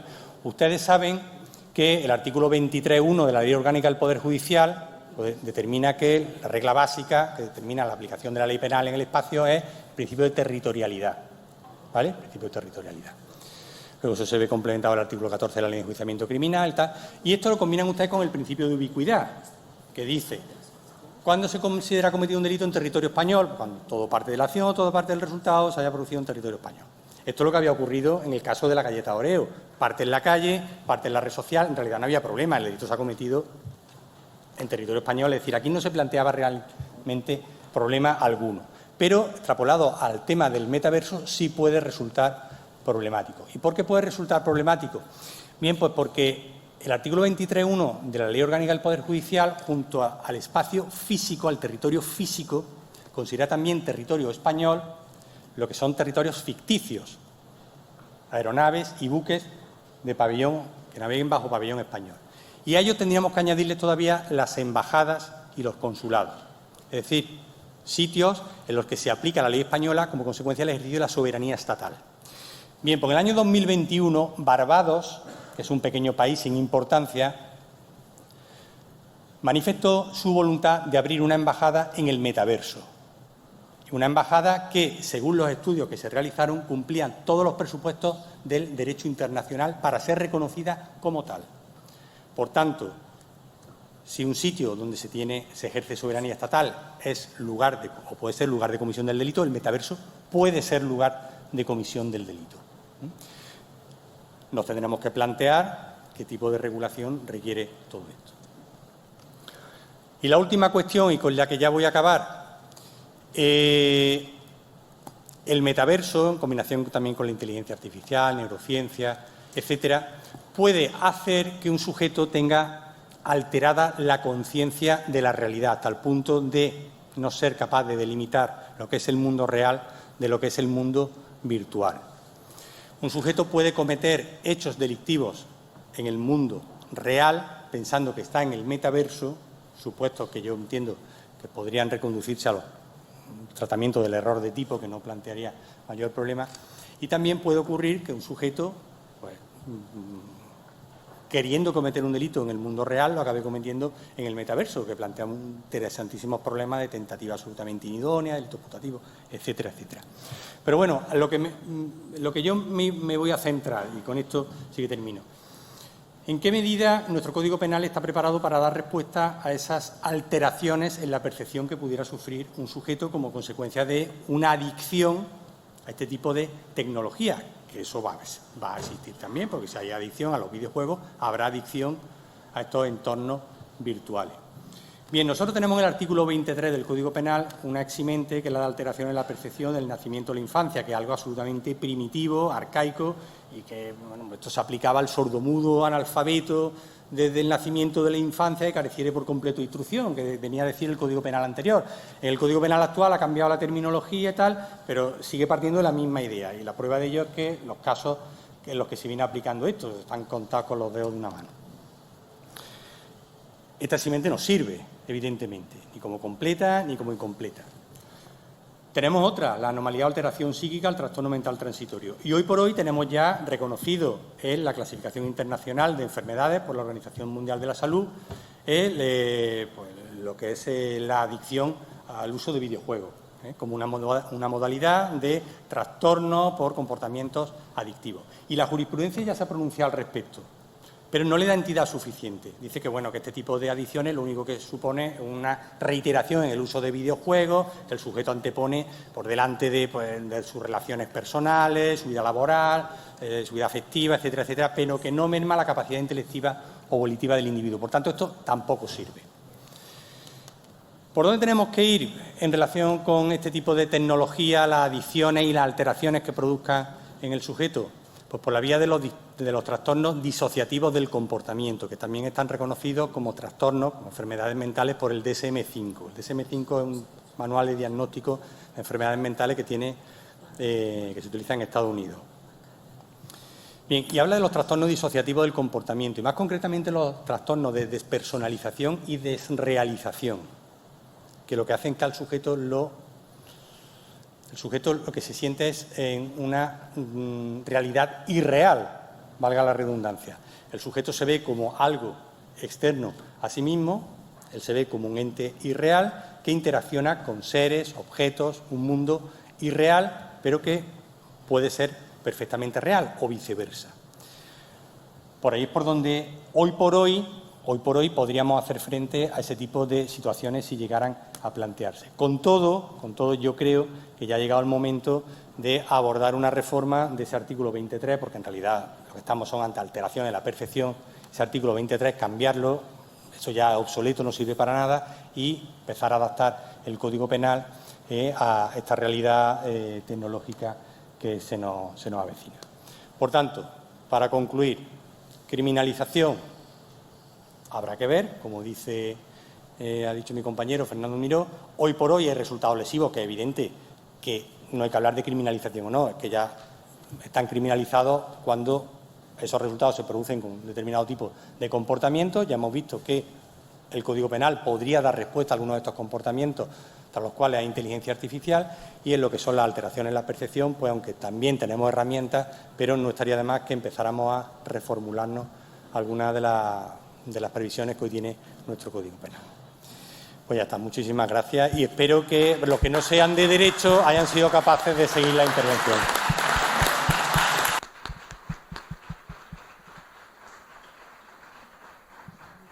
Bueno, magnífico de verdad, José Manuel.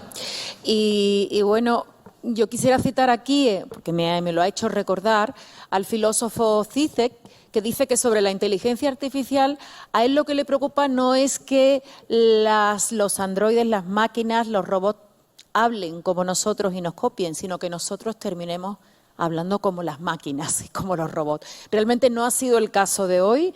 Los cuatro han sido absolutamente brillantes, informativos y nos han tenido en vilo. Por desgracia, hemos acumulado cierto retraso. Solamente creo que me gustaría haber contado con el permiso del organizador, pero muy brevemente, si alguien tiene alguna pregunta en concreto que hacer para responderla de manera... Sí, adelante, solo una, desgraciadamente. Bueno, yo dos preguntas, ya que tenemos aquí a los expertos, breve y yo creo que nos afectan a todos los que estamos aquí. Primero, las continuas actualizaciones, por ejemplo, de las aplicaciones de, por ejemplo, Instagram. Yo llevo las redes sociales de las facultades de Filología y ya no sé si actualizarlo o no, porque son casi semanales, ocupan 240 megas y se supone para corrección de errores y mejora en el rendimiento. Hay que descargarse esas actualizaciones, me tengo que esperar porque me quedo sin espacio en el teléfono para 20 otras y para las otras aplicaciones que tengo. Y la segunda, muy rápida, es este tipo de estafa telefónica de la que estoy muy harto, que últimamente está camuflada bajo un móvil que empieza por 621 con muchísimas variantes, con estos datos que no sé de dónde han cogido el teléfono móvil, que esto hay aplicaciones como CarBlocker en las que meto el teléfono y cogen sobre todo de electricidad, que tengo un problema en el edificio con el descuento, etcétera. ¿Cómo actuar ante eso? Porque la lista Robinson es insuficiente y no sé dónde acudir para evitar, porque aunque ya le he dicho que no me llamen, siguen llamando. Entonces, simplemente eso. A la primera y quién a la segunda. Instagram. Respondo yo si quiere. Con respecto a las actualizaciones de software, hay un problema, ¿no? Conforme se van descubriendo vulnerabilidades, se sacan nuevas versiones. Esas nuevas versiones son más seguras. Eso hace que en determinados sistemas te obliguen a actualizarlo. Dice, a partir de la versión 8, como no lo actualices, ya deja de funcionar. Aprovechan que corrigen fallos de seguridad para, dicen, meter nuevas funcionalidades. Ahí por la puerta de atrás también lo que están metiendo es la obsolescencia de la plataforma hardware. Claro. Meto más recursos para que tengas que cambiar de plataforma hardware. Lamentablemente hay poco que podamos hacer. Es decir, lo único que está en nuestra mano es no actualizar, no pasa nada, sabes que estás asumiendo más riesgo porque tienes un software más desactualizado, pero en principio no pasa nada. Poco se puede hacer porque también la mayoría de las veces el software es gratuito, con lo cual tampoco, cuando tú tienes un software de pago, eso normalmente no ocurre. Cuando es gratuito estás a merced de lo que quiera hacer el desarrollador. No hay, eso es un principio fundamental de ciberseguridad, no hay nada gratuito. Si viene algo gratis, preocúpate y piensa dónde están cobrando, porque seguro que están cobrando. Una empresa tiene desarrollador y tiene que pagarlo. Y la segunda pregunta, no sé si quieres tú contestar. ¿La estafa? ¿Quién quiere responderle sobre la pregunta que nos ha hecho de la estafa? Respecto a prevención,